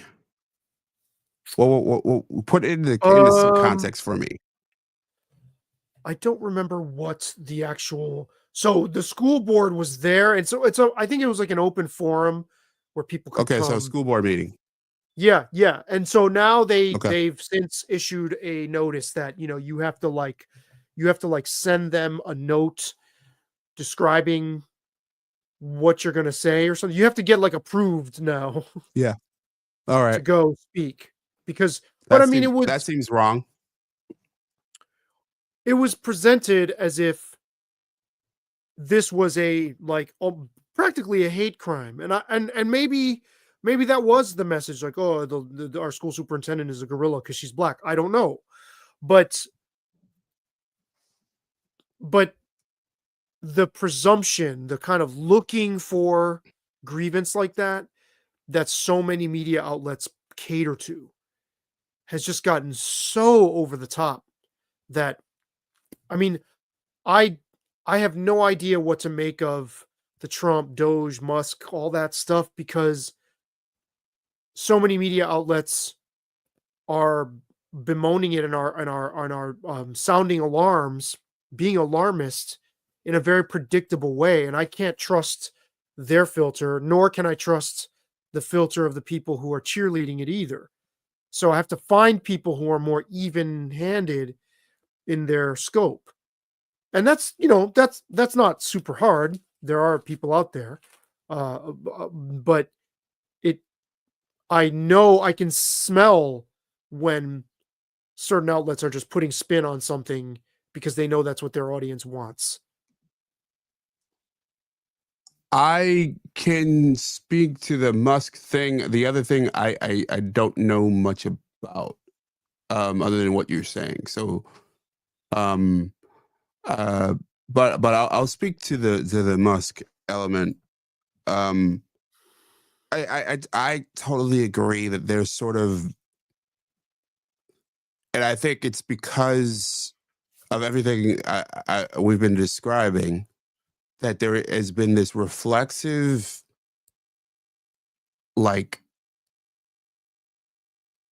the expectation is not just there in music, it's not just there in entertainment, it's now there in politics, and it's there in political coverage, where it's like, hey, if this is, the benefit of the doubt is not given equally to all sides of the coin, whether you're in power or not. So what happens is you get this skewed screeching. And I do think there's been a lot of screeching, especially with this Trump administration. I don't think they've, like, personally, I have some issues with some of their issues, their approaches. I think this whole thing with the war plans, on the signal thing, was stupid. Um, I'm also a big, civil liberties person. My biggest gripe of this all was sort of the idea of sending American prisoners to El Salvador. Like, it's fucking nuts. Mhm. Um, but it is hard to get a sober, clear lens, and I think you on what's happening and why. I often found things that were proposed or considered, reported as, oh my God, this thing happened. Well, it was proposed. Like, the thing hasn't happened yet, but it happened. That there's this sort of very strange thing that's happened where, um, it's like there's a presumption that Trump is an all powerful, unstoppable force. Um, that's in full control of the country, and it's clear that even just observing how things have played out so far, he's not. But that's been a presumption in the coverage, which I think has painted a picture that's been really skewed and really weird, and and um, I think has made discourse incredibly hard. Incredibly hard. Oh, nary impossible. Yes, agreed. Because having a conversation with anyone on any contentious, either political or cultural issue or both, because they often intertwine,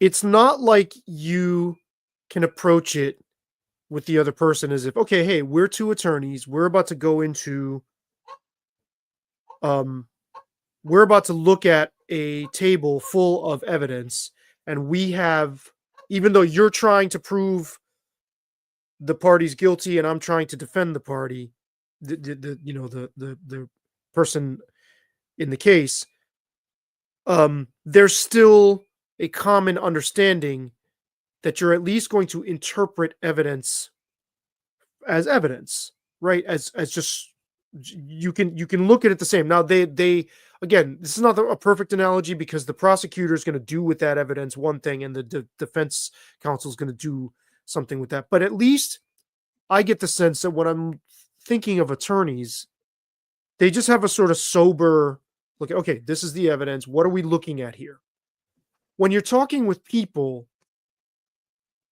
you have to exert so much energy to get past where both of your biases are mutually opposing to even be able to hear each other to begin with, that it's exhausting. You're not even getting to square one, you know? Sure. And yet, on the other hand, if you can have conversations with people that don't devolve into debates, I find in my experience, because I do this all the time with people I interview and people I meet, you can have a situation where you make contact, where you make human contact again. And but one person has to be willing, and that would be you, to not be so out front, ready and hyper vigilant to convert or convince the other person, and to just let them sort of be where they're at and just try to find some basis where you can both relate and work from there. I absolutely think that's still possible, but you have to be careful. And the other thing is, people are responding not just to you, but to other people in their mind that they've had previous experiences with. Sure. Usually their family, actually, is what I find. Like it's a very, they come at you, and I do this too. Like, you're reactive from an emotional place, but are you responding to that person versus whoever it was in your past? And I mean, Trump is triggering, and I don't fault people for that. I completely understand why he's triggering. What do you say to people who are like, well, he's a convicted rapist, or not convicted? He's a known rapist, and we have a rapist in the highest office. What do you say to that? But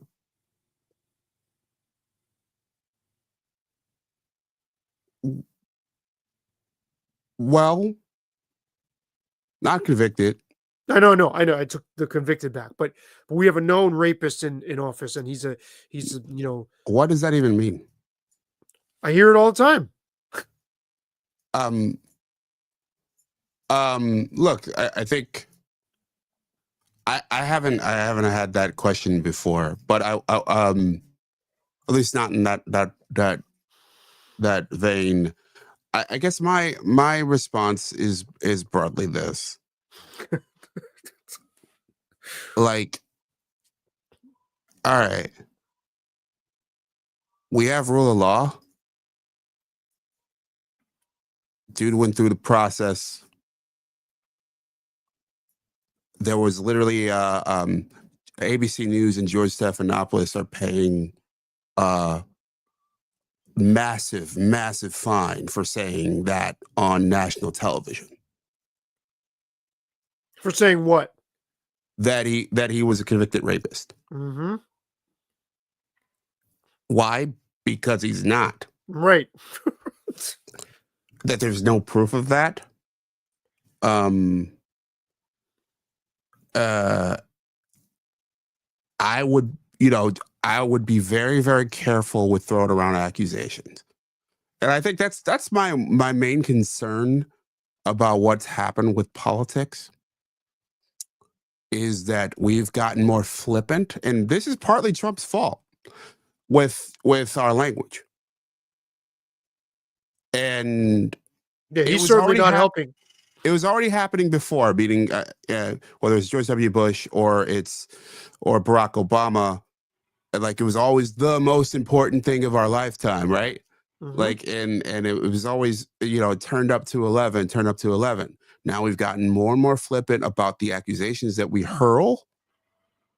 And if you are not on our team, we can call you anything we want. We can take an accusation that's unproven and we can just throw it at you. And we can and you have to sit in it. And that is not a healthy way to go about things. No. And it's going to lead to further division. Absolutely. Also, I think what happens, and I think this happens more on the left than the right, even though it does happen on both sides. I think Dave Smith said this best. If you are on the left side of the aisle, and I think it's absolutely true, everything is presented through your prism. And you don't have to look through, you don't have to see things through anyone else's eyes, because whether it's news or media, for the most part, it's crafted for you. It's crafted with your mind in terms of the mass media sense. Right. Whereas the right, And it's understood. And libertarians and anyone who's not solidly on the left side of the aisle, has to respond to that. They have to respond to that, right. And they have their own. Right. So what's happened is, in a world like that, like I see most of the opinions that come from that side of the world feel jaundiced. They feel kind of like out of sorts. Sure. And sort of increasingly extreme. And really kind of sad, honestly. And clinging, there's a sense of desperation to those opinions too. Like like of trying to get more shrill when you've Mhm. already turned the dial up to 10. You can't get any more shrill than we already have been hearing for the last decade, right? So the only step from there is to sound completely unhinged. Yeah, I think peak shrill was when Kamala Harris at the end in late October, basically in her most confident tone, started calling Donald Trump a Nazi. Right. And yeah, I mean, this extends elsewhere too. And I want to give an example recently of where I encountered this, but super quick. What do you say then to the people, or to the idea, the contention? Well, Trump is now trying to make it so that he can serve a third term, and like remove the term limits, and so that he can just into perpetuity, Mhm. be president. He's acting like a king. He's acting like a king. Okay, mixed on this one. I don't think when Trump was asked this directly, he denied it.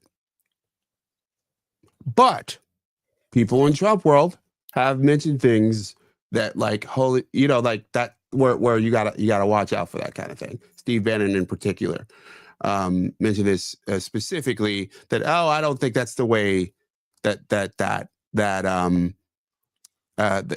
you could read the statute in a different way, and no, you can't. No, you can't. Like, look, it's two terms. It's not two concurrent terms. It's two terms. Like it's Right. like so. So, would he want to? Sure. I think Barack Obama would have wanted to too. I think Mm. George W. Bush would have wanted to. I think Bill Clinton, Ronald Reagan. I think these people want to keep power because it is their precious.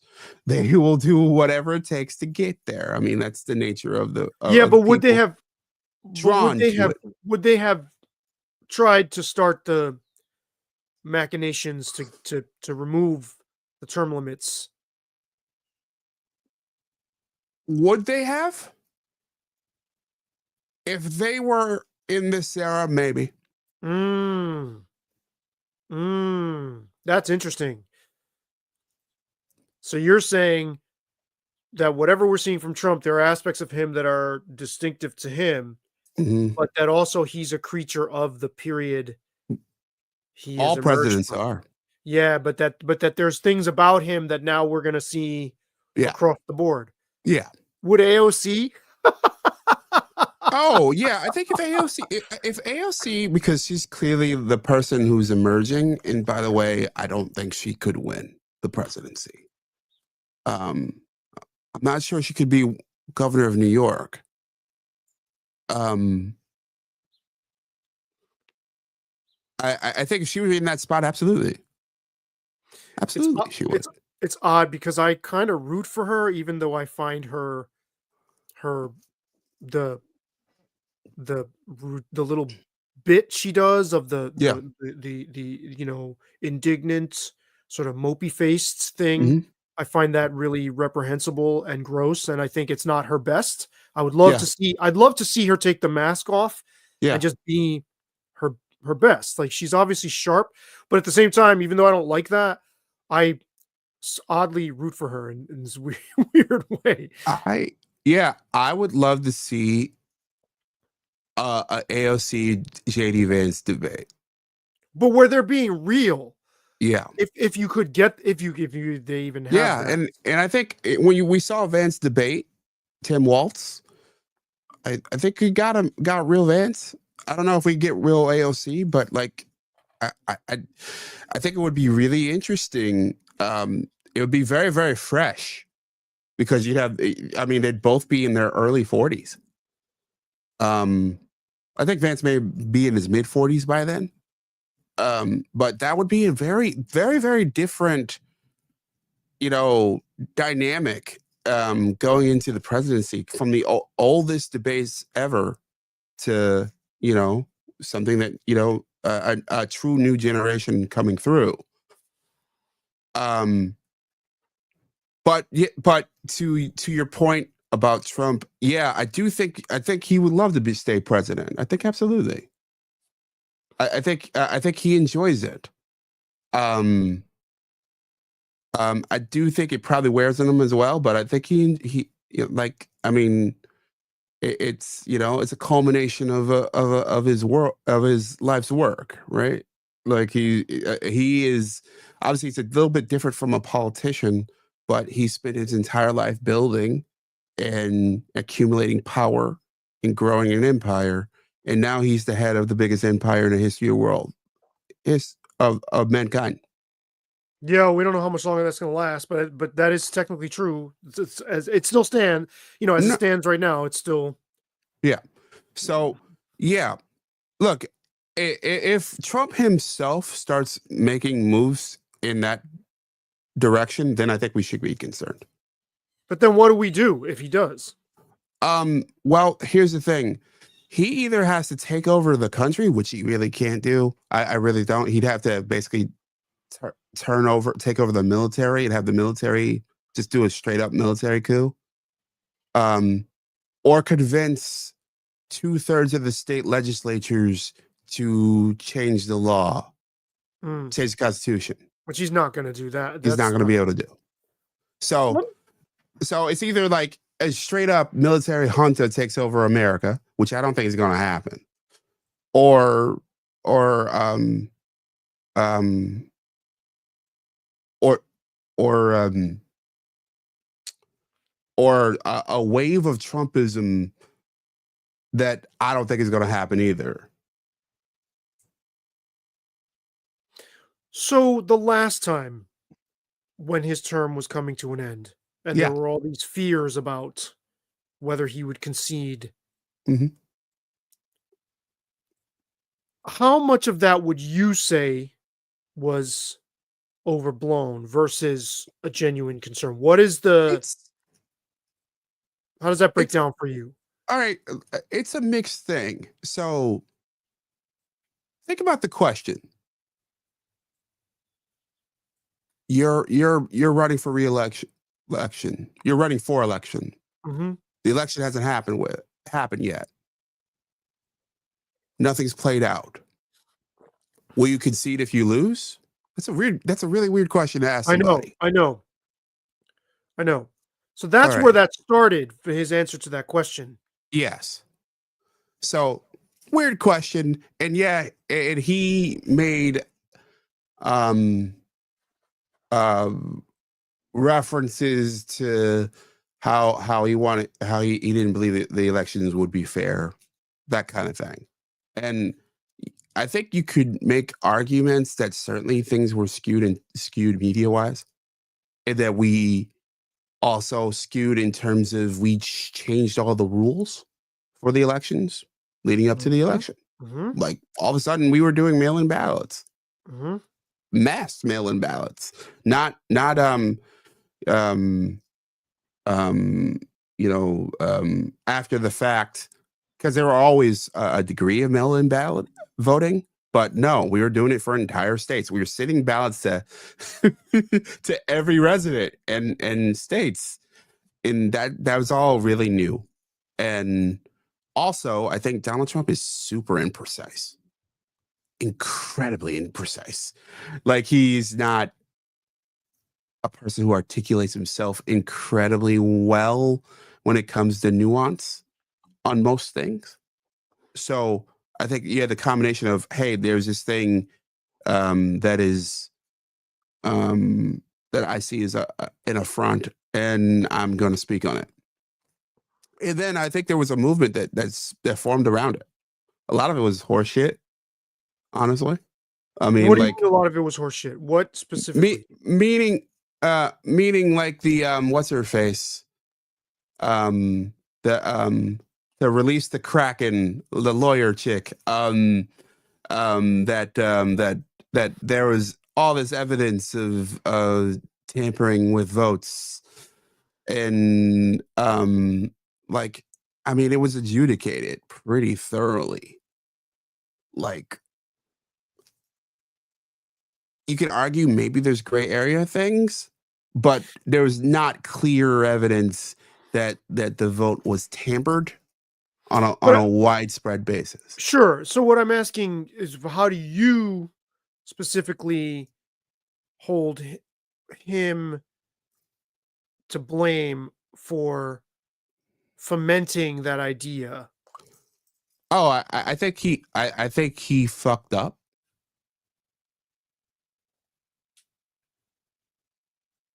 Simple as that. Mm. And I mean, because according to the press and what we Yeah. saw, what we could see on January 6th from watching our TVs as it was Oh, happening, it was presented as if yeah. he's going to try to get them not to certify Sure. the votes. Well, there's a pretty in depth like breakdowns on what happened beat by beat that day. He certainly didn't want Mike Pence to do the certification. Um, uh, uh, but he also, directly on January 6th, he also told them to be peaceful, literally in his statement, Right, literally but the to the yes. crowd. So I I think I think it's a mixed bag. On one hand, look, I think there's a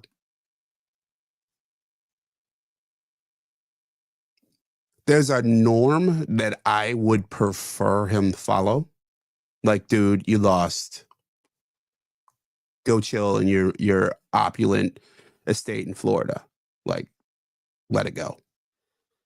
Um, on the other hand, he did not tell them, "Hey, let's freaking roll on the Capitol." No, I know. I hear you there, but the first part is actually more concerning to me. Yeah, sure, And that, I mean, as much as we can say the press puts a filter and sure. exaggerates and selectively takes things out of context that he says, if he was actively trying to get Pence not to certify, that is a huge concern. Yeah, I'm not disagreeing with you. Okay. I was just curious where you stood on that. And then the last thing I would ask you about is, I saw something on my Facebook feed, and I'm sure this was a copy paste. We live in a country now where people can be rounded up without due process, put in a van, put in jail without. I can already see. All right. Can you address that? Okay. Barack Obama has deported more people than Donald Trump did in the first order so far. Um, And and flouted due process too. the guy was a constitutional law professor. Um, look, here's how I stand just broadly on the whole border thing. I think it's messed up that we just like went wide open. I think we need, and we have for a very long time, uh, reform of our process. I think of a friend of mine who whose family immigrated from the Middle East, and they come in, and it took them 7 years to become citizens. 7 years. All right, came in legally. The whole process, followed everything, crossed every T. One of them got married to an American citizen and was still concerned. So completed the process. 7 years. Mm-hmm. That's a ridiculously long process, especially in Mm-hmm. this era. Mm-hmm. I think we need a common sense immigration reform where we vet and filter the people who become American citizens. I am I'm I am open to having a flow of people from other countries coming in and being part of the process and being, paying taxes and working and all that. Great. And I think we're going to need it because if you believe, I think it's pretty set in stone where we are demographically. Immigration is going to help because we're getting old quick, and the working age population is going to be smaller over the next couple decades. So, so broadly speaking, on immigration, I think we need a new system where we can filter and vet people, because what we do know, and this is a fact, and even Joe Biden's administration didn't fight this fact. There were a lot of people who came over who had some really bad backgrounds because we left the doors wide open. And we also had, including in our state, in New York State, you had governors saying, "Hey, come on in." Like, and Yeah. then turn around and say, "Holy crap, we didn't mean that many people." You know, it's how it worked, right? So uh, I so that's how I feel about it broadly. Okay, as for that specific thing, it you, I'm a big civil liberties person. If you're if you are not an American citizen in that circumstance, you're breaking the law. Um, I don't love that process of just grabbing someone and taking them away, but it's really hard to defend. So I think there should probably be a third way, personally, where there's a naturalization process. Um, but like to argue that that the Trump administration in particular is in rhetoric, they are certainly the hawkish on this topic, but in reality, no.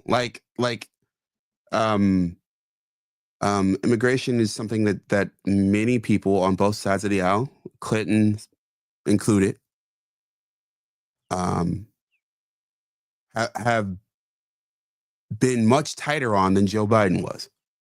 Then Donald Trump, you mean? No, than Joe Okay. Biden was. Joe Biden just opened the Oh, borders. okay. I see what you're saying. Yeah, Okay. yeah.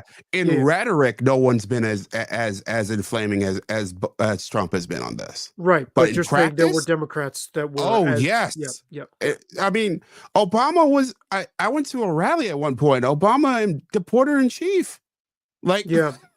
like, yeah, like. Did he embrace that No, term? no, Okay, okay, okay, no, okay. Okay, no. okay. He not This in was a rally rhetoric. against him. This was a rally like Against this. him. Yeah, yeah, yeah. Yeah, yeah, yeah. Yeah, in rhetoric, he wasn't that. Coming from the left, obviously. Yes. Yeah, Yeah, yeah. yeah, yeah. In rhetoric, he wasn't that. In rhetoric, he was hope and change.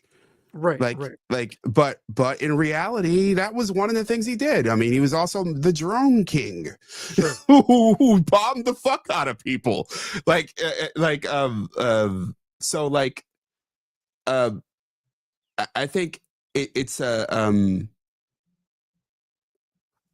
I would, if it were me, I would have a different tact. I'd have a different tone. But I'm not president. Yeah, I mean, good luck with getting a different tone from Trump. But this is the thing, even where legitimate criticisms are being voiced, Hmm. Yeah, it's so hard to cut through the partisan without a doubt. bluster Without that a there's doubt. not It's an because those, even-handed. yeah, because those criticisms are voiced in a way that to inflame. Like it's not like, hey, like, look, this is it, and oh, by the way, look, this is the whole picture. No, no, no, no. It's like, I want to get you riled up so that you will go out and protest with me Well, and also, and pay me for my Substack. yeah, not just protest, but just be on edge and feel your anxiety level raised to its highest possible point. It's there's no sense of like, well, providing the proper context. Yes, we have these concerns, but also we've had them since Clinton and Obama as well. Forever. And the tone of that copy paste thing that I've been seeing in my feed, it's as if the KGB were just rolling up on people and Yeah. disappearing people. Yeah. And it's to inflame and to get you to think, well, this could happen to you too.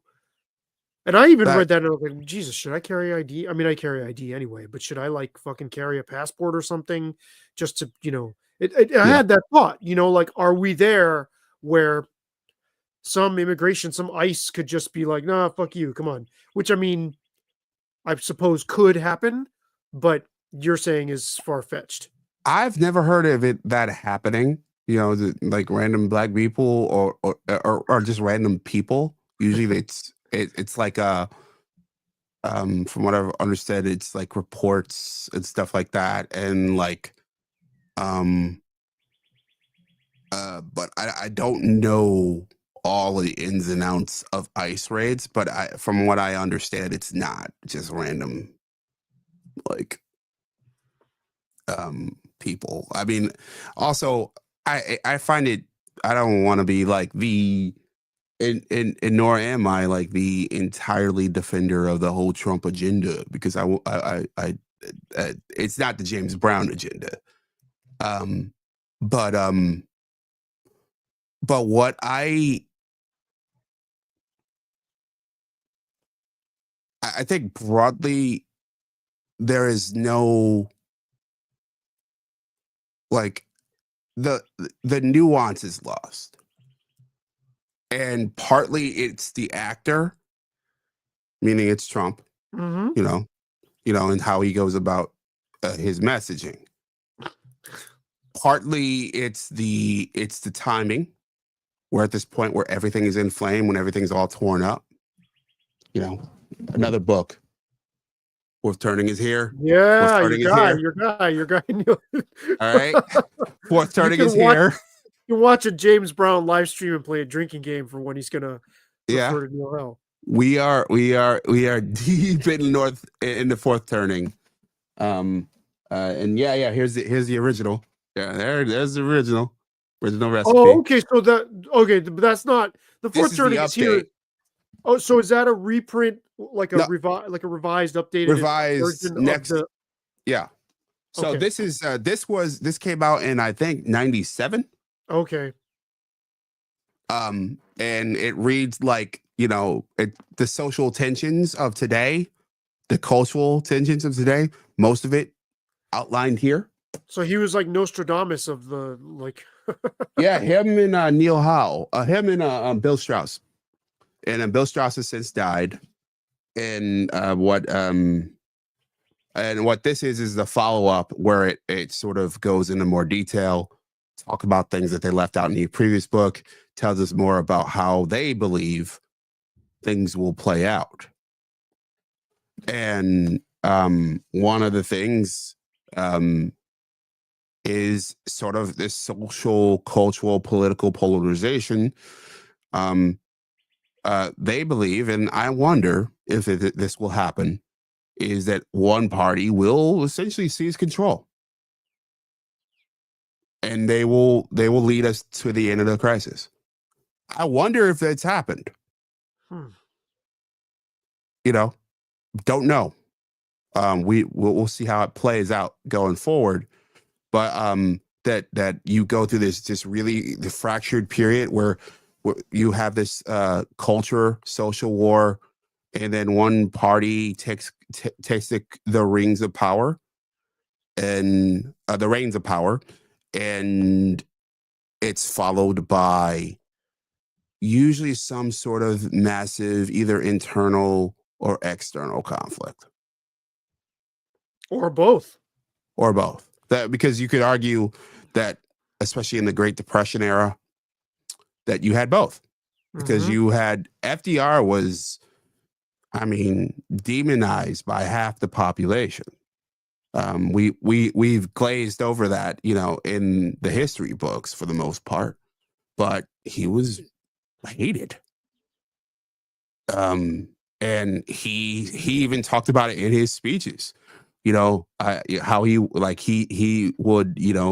take your hate and use it to propel him forth. And you had was it the Smedley Butler who was recruited to try to overthrow the government.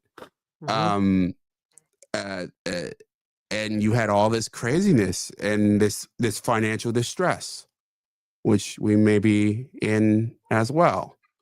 And but he kept the reins of power, ended up taking both houses of Congress, a lot of state legislatures, and until he died. I lost you. I'm here. Yeah, your sound went out for a moment. Yeah, I muted it for a second. Yeah. So, look, I don't know where this goes. I do think they're right in that it'll be a scrambled version of that. Yeah, I can't wait to read that book. That I have to read that. I like Neil Howe a lot, and he seems to make a lot of sense. His prognostications are pretty sober to me. Yeah, seem anchored in historical precedents. So we'll see. we're I agree with you that we are clearly in the midst of some kind of, I don't know, contractive labor pains of something is like dying and being born and heaving uncomfortably and falling apart and coming back together sort of all at once. Yeah.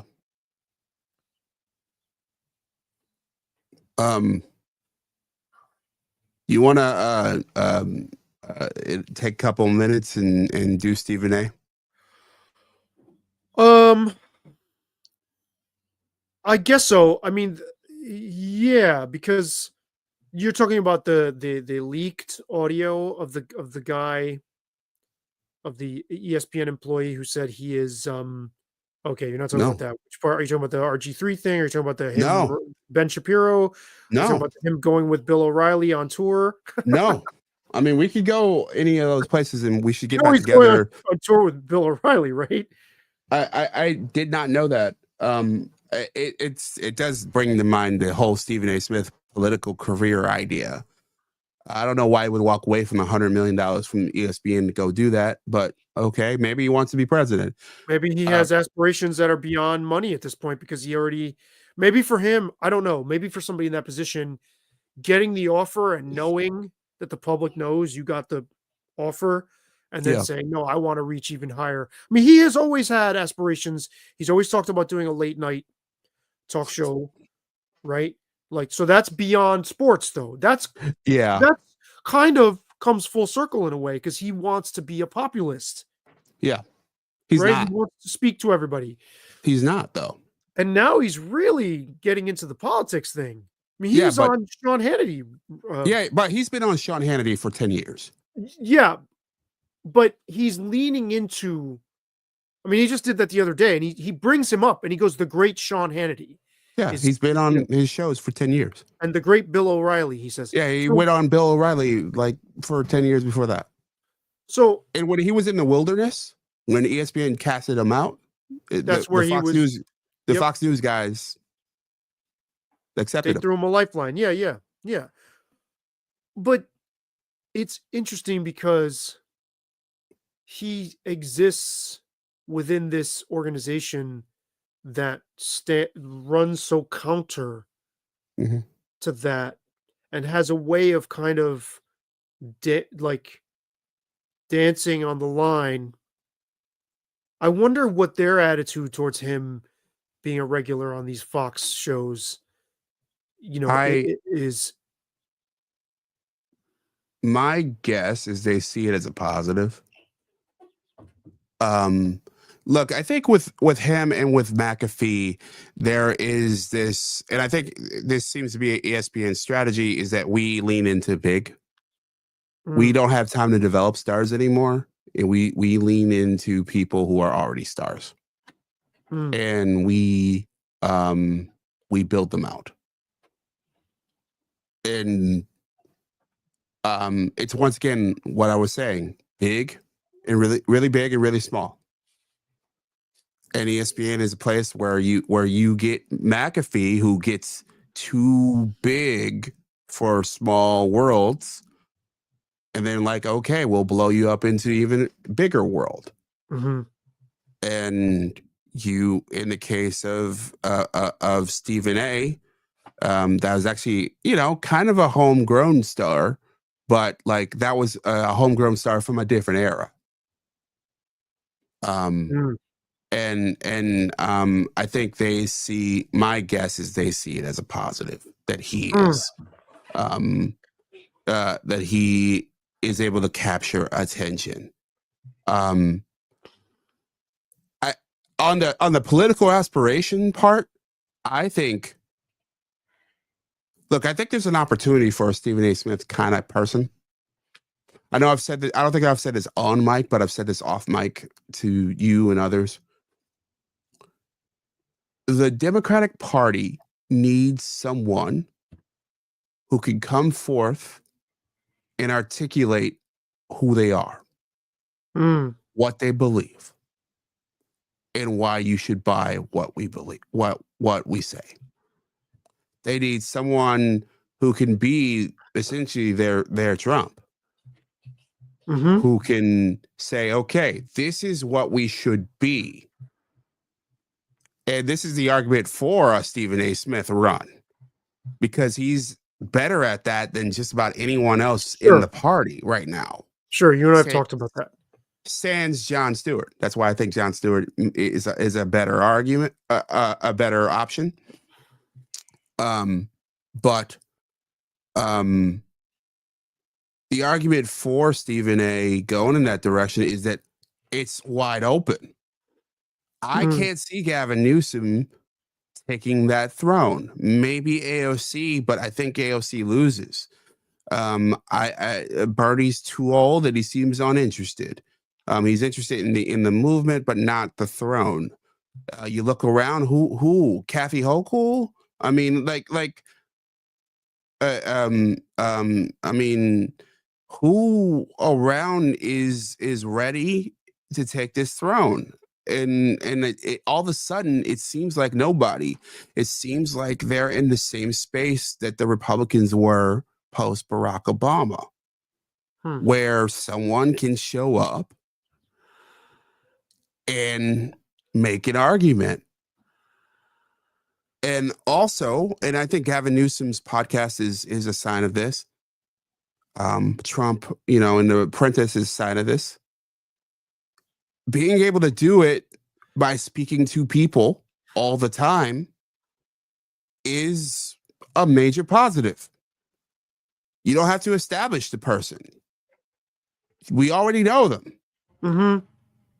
Well, I mean, America already knows him. Sure. Why couldn't the party take advantage of Stephen A. and Jon Stewart at the same time and use them or have them both rally Stewart people? Smith 2028? Or designate them for different. Yes, I was thinking that, but also designate them for different. You don't designate. Okay. You just. I mean, you mean like maybe have one run for Senate or something, or one run. I mean, maybe. Governor? I mean, I don't think so. Here's why I don't think so. I think they're too big for local politics. You might as well go big or go home with those guys. Yeah, I think if Arnold Schwarzenegger could have, he would have ran for president. He wanted to run for president. That would have been interesting. I think it's more like that, more like a Donald Trump, where Donald Trump for governor, that's just not right. In this era, Sonny Bono would have ran for president. Okay. Well, I mean, like I said, this almost goes full circle. Stephen A. and to a lesser extent, Jon Stewart, but those are populist guys. They are doing the thing where they're trying to be the big tent. A little bit less so Jon Stewart because he's more slanted, but even still, he does try to kind of cast a wide net, I think. I disagree. Maybe it's a question of jargon. I wouldn't call them big tent. I would call them a wider tent. That's I think that's apt. Because I don't think we're so fractured. Okay, let's take Trump's movement, right? Okay, so you have Tech Bro World. Shout out to All In Podcast. Their show is fantastic. Fantastic show. If you're not watching it, you should be watching All In. Fantastic. Take the Maha, Make America Healthy Again. The RFK, Nicole Shanahan. Her show is really good too. Take your hardcore Steve Bannon, like Bannon's War Room crew. Jack Posobiec, and company, and your Charlie Kirks of the world. And then you take sort of your Dave Smith libertarian kind of cat as well. All right. So these are, yes, kind of under Trump's tent, but kind of not. Like they are their own sort of individual things. Oh, and I left out Tulsi, because Tulsi is like this, you know, disaffected Democrat, where it's like you're like, hey, you're not liberal enough for us. Fuck you. Which is what's the message for the last decade. If you don't pass this litmus test, you're not in. Mm-hmm. So, and then you had Trump over here, where it's like the only litmus test is you got to like me.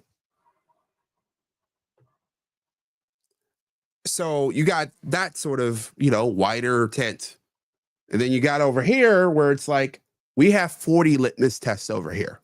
And if you don't pass all of them, like, screw you. What they need is somebody who could come in and say, fuck all these litmus tests, roll with me.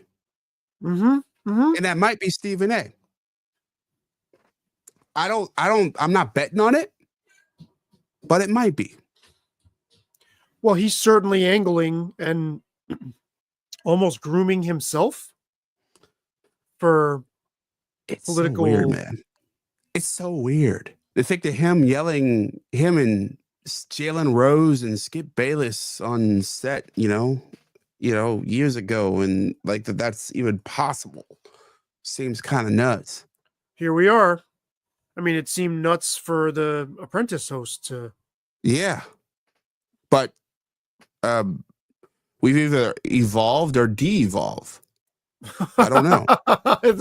That's a good question to contemplate, because I mean, the Democrats need to take a page from that book and reach into showbiz, like you're saying, like somebody who's already established, you already can say, look, follow me just because I have a following. My gut says they won't. I think they're going to be in the wilderness through this next cycle. Mm. I think that the systems, and I think what we're seeing now with sort of the resistance to Trump 2.0 is a perfect example of this, where the system is they're still too invested in the existing power structure. And I think it's going to take a while for them to get out of it. Too late, you're saying? Maybe even. What do you mean too late? Well, they're not recognizing that the existing power structure is not serving, is being undermined, and it's not the winning formula. And they didn't adjust before this past election in time, where you thought they should. Like, it's all right there in front of you, right? It's like the tea leaves are on the wall, you know. So I just think, and her team thought that her going on The View and going on Stephen Colbert, and not talking, you know, using the traditional media, you know, infrastructure as her amplifier was enough. It seems like cats like Newsom are smarter than that. That Stephen A is smarter than that. I don't know that the party infrastructure will allow it. Do you remember the Republicans didn't allow it at first, right? It took a major defeat with Romney and a Republican civil war, right? And a person who is such a wrecking ball, who didn't care, right? And who could still keep their like basically hijack their base for himself. You brought up Dave Smith. He said something fascinating after Trump and Vance won this past election, because he has a background. He used to do CNN spots. Yeah, he was on a show on CNN Weekly, and he said back then he was amazed that he was working with people, other on-air talent, who didn't have the ability to expound on topics outside of this really short, clipped, soundbitey format. And he could forecast that, you know, we're going to need more than that. And what he said about JD Vance was, what's amazing there is, or what you take from that example, is that JD Vance can get on a podcast and talk for 3 hours. Yeah. Kamala Harris can't do that. Mhm. She's not capable of, or at least maybe capable as a person, but in terms of her political job training, Yeah. has never seen that that's part of the job now. She's a creature of the old system. The old system, you didn't need that nor want it. The new system demands it. Right. And so if The Apprentice gave us the president, is it that far-fetched now to say that a podcast is going to give us the next whatever Possible iteration? You could argue that podcasts gave Trump 2.0. Mm. Look, I know that there's and I got a lot of grabs, and I won't go into that full rant on that. Of some of the coverage of that, I thought some of the media versions of that argument. I texted you about this a while ago, but that I thought that their analysis, refuses to notice the flaw, and it only looks at a sliver of the issue instead of the whole issue. These are the articles that argue that Joe Rogan and Andrew Schultz, hilariously, and Dave Smith have red pilled all these young men. They smear them as alt-right or right-wing, straight up extremists. Yeah, and that drives me crazy that they do that. That piece, I forgot what it was. Was it in New York or Vulture or Variety? I can't remember. The piece on there Andrew was Schultz. one, and there was a Bloomberg one, and there was a there were a bunch of them. It's so gross. And mischaracterizing people like that. And it's not just that. It didn't ask the question, why are people turning to these platforms? Why? Well, I got an answer. Because there's a fundamental the old power structure is breaking down. So there's just more opportunities. B, the old power structure is fundamentally left. Incredibly. And it's got all these litmus tests. Mm. All right. There's a guy that I've listened to on and off called Steve Dace. He's a conservative talk show host. Has this great segment called Shit Lord Nefarious Says, where he goes through and he layers clip after clip after clip of just crazy things that people say in the news every week. I love it. I listen to it every Friday. Right. This guy used to be on MSNBC. He was a hardcore conservative guy. He was a regular on MSNBC. Now he can't get near it. There's this whole world that has had litmus test after litmus test after litmus test, where if you have opinions outside of this 3x5 index card, you can't go over there anymore. So I'm going to ask you this. I'm going to actually ask you live for job counseling, because I saw a posting from Vox Media, which obviously we know they are purveyors of those litmus tests.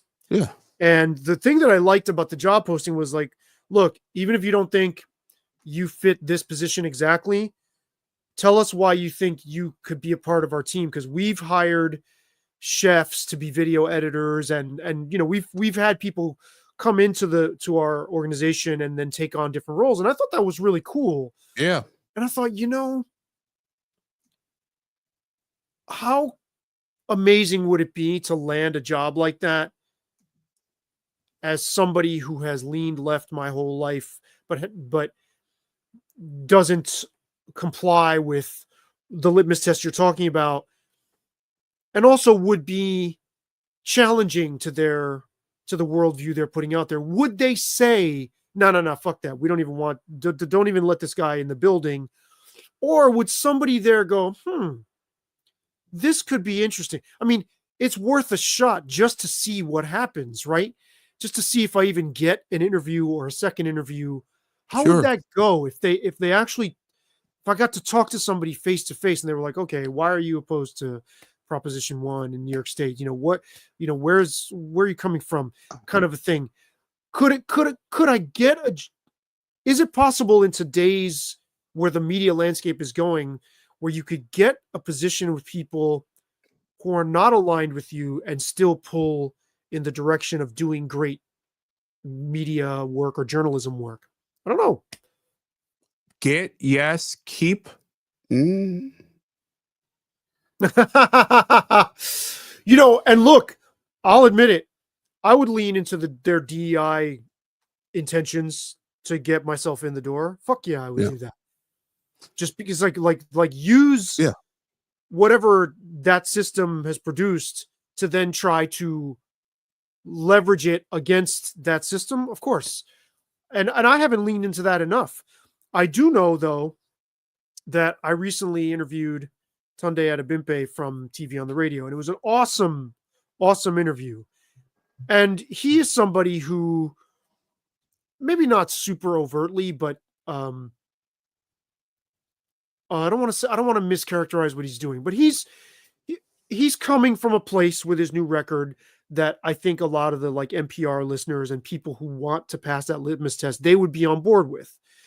Yet he and I had a fantastic conversation. I didn't really challenge him on anything. I didn't really feel the need to, but I liked connecting with him a lot. And I proposed it to a bunch of outlets, a bunch of the places I worked for, and none of them even answered me. So, like, I'm definitely no longer in the good graces of some of those editors, most of them. I didn't even get a response back. And I know a lot of those outlets would be like, yeah, we'd love that. And they know the work I've done in the past that was fine for them before. And my tone hasn't really changed that much. It's just the things I'm saying on my own in places like this. So, but I'm going to keep trying to, in spite of because I don't want to be the person that goes, no, that outlet or that organization or that podcast has a certain slant, so I don't want to work for that. I want to leave it on them to maybe make the decision, yes or no. And if we, if there's somebody who's like, yeah, you don't align with our views, but let's give this a shot, I think we need more of that. Yeah. And I look, I wouldn't discourage you from trying. I think that there is, it's worth having the conversation.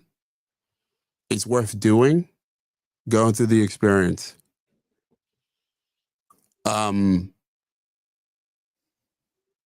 also know, because it's a really interesting time for this, that there is some sense that the tides are shifting a bit among some institutions. Others are going to be slow. I think on the media side, it'll be slow, at least among the larger ones. So I think the odds of those questions coming up in the interview itself, I think, or the process, are probably pretty low. Being an issue later, maybe. Yeah, well, we'll see. We'll see. I think it would be really interesting. I mean, you and I have both worked for years in places that we didn't feel completely reflected our outlooks. And then, and had different degrees of frustration with that, but also didn't necessarily feel the need to, I didn't feel like I was held back from saying the things I wanted to say for a long time. And now I just feel like I want to be able to say those things on my own, but I don't think I need to necessarily say those things in my coverage of music. I don't need to put those front and center all the time. And I don't think I that's the other thing. And that I wish more people were self-aware enough to know is that not every piece of, whether it's journalism or expression of any analysis, kind, yeah, should reflect your political perspective. It's not necessarily some of you will leak through, no doubt, but like it shouldn't be the goal. It shouldn't be And the I think referendum. It shouldn't be a referendum every time you put words together. well, increasingly it has become Oh, that way. of course, of course. Where it's like you like like in order for me to write for a magazine, it's like I gotta speak as a black male. Like what? Like no, maybe I'm just like a black person in the universe. Universal No, black. yeah, universal black. Yeah, but starting to sound like Jesse Lee Peterson. Uh,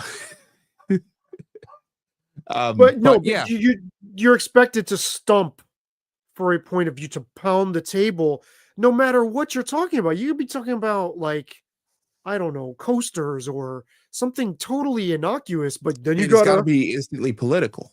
you have to, like, funnel the conversation through that. And you and I have spent years not doing that. And I think that's really trained us to be tasteful in when we decide to. I even think on Substack, I even think on your own Yeah. platform where you have total freedom, you don't necessarily need to be wringing a sponge every time, kind of Agreed. moaning, again, pounding a table, banging a drum. That gets tiresome.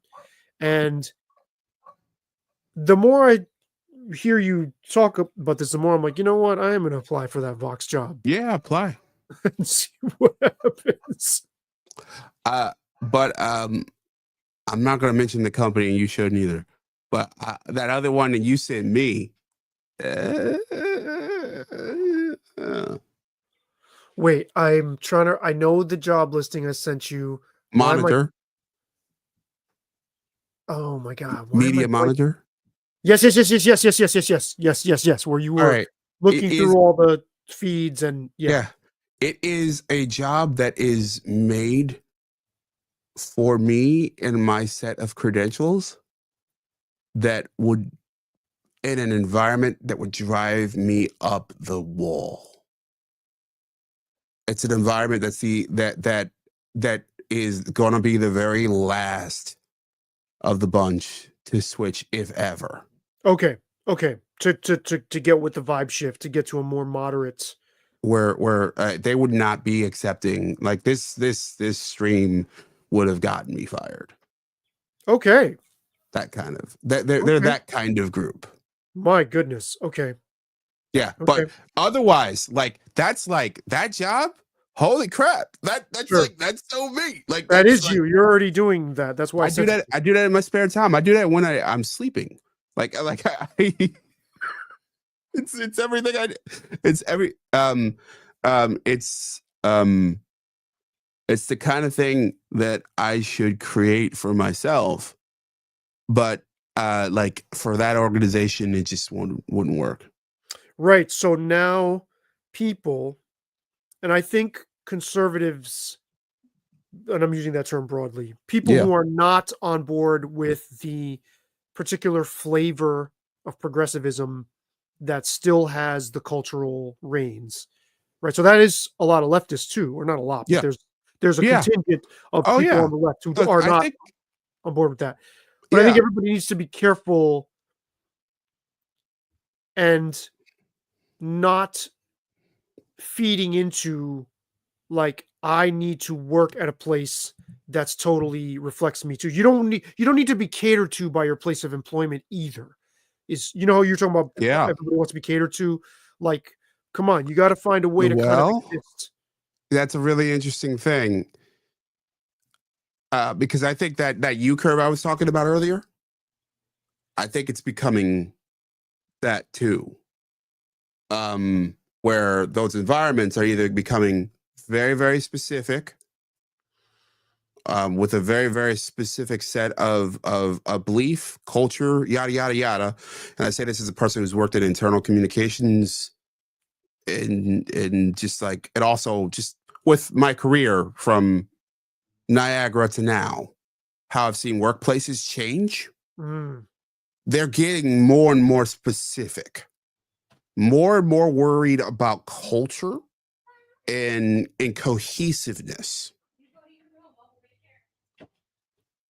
And I think you're going to have really, really broad places where that I would hope.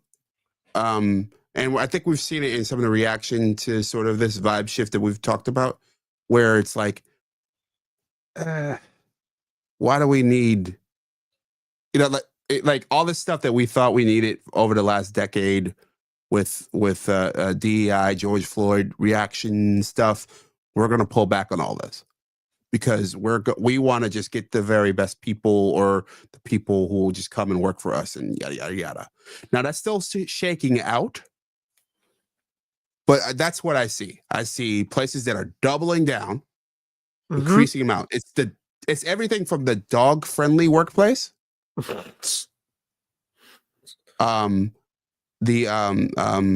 and mental health day workplace, which is, none of these things are inherently bad, but they're incredibly specific. They come as part of a package too. Yes. Yeah. So you have the places that are doubling down, and then you have the places that are adapting. I think people like us need to build places that are more what we would like to see, that are less ideologically entrenched all around. I think we need to do it. Yeah, I agree. I agree. My concern is that that it's almost like you have to go very specific. You can't be in the middle. There has to be a tie that binds. And I think there are other ties that bind, that could conceivably be an overhang for it. But I'm a big believer that there is no more middle. The middle is gone, and it's not going to come back. The middle, I think, is a phantom of post World War II thinking. It is a blip in historical, in the arc of human history. Whoa! So did you hear that, Bruno? Bruno Mars, that there's no place for you anymore. Yeah. Bruno and Flea. Yeah. It was good while it lasted. All right. So this went longer than I thought. So that's heavy though, man. That's heavy. I definitely think people need to contemplate. I think you need to put that, what you just told me, it's a phantom of post World War II, like all of that. Yeah. That's important. I would urge you to expand on that in some way. Yeah, I'm working on it, and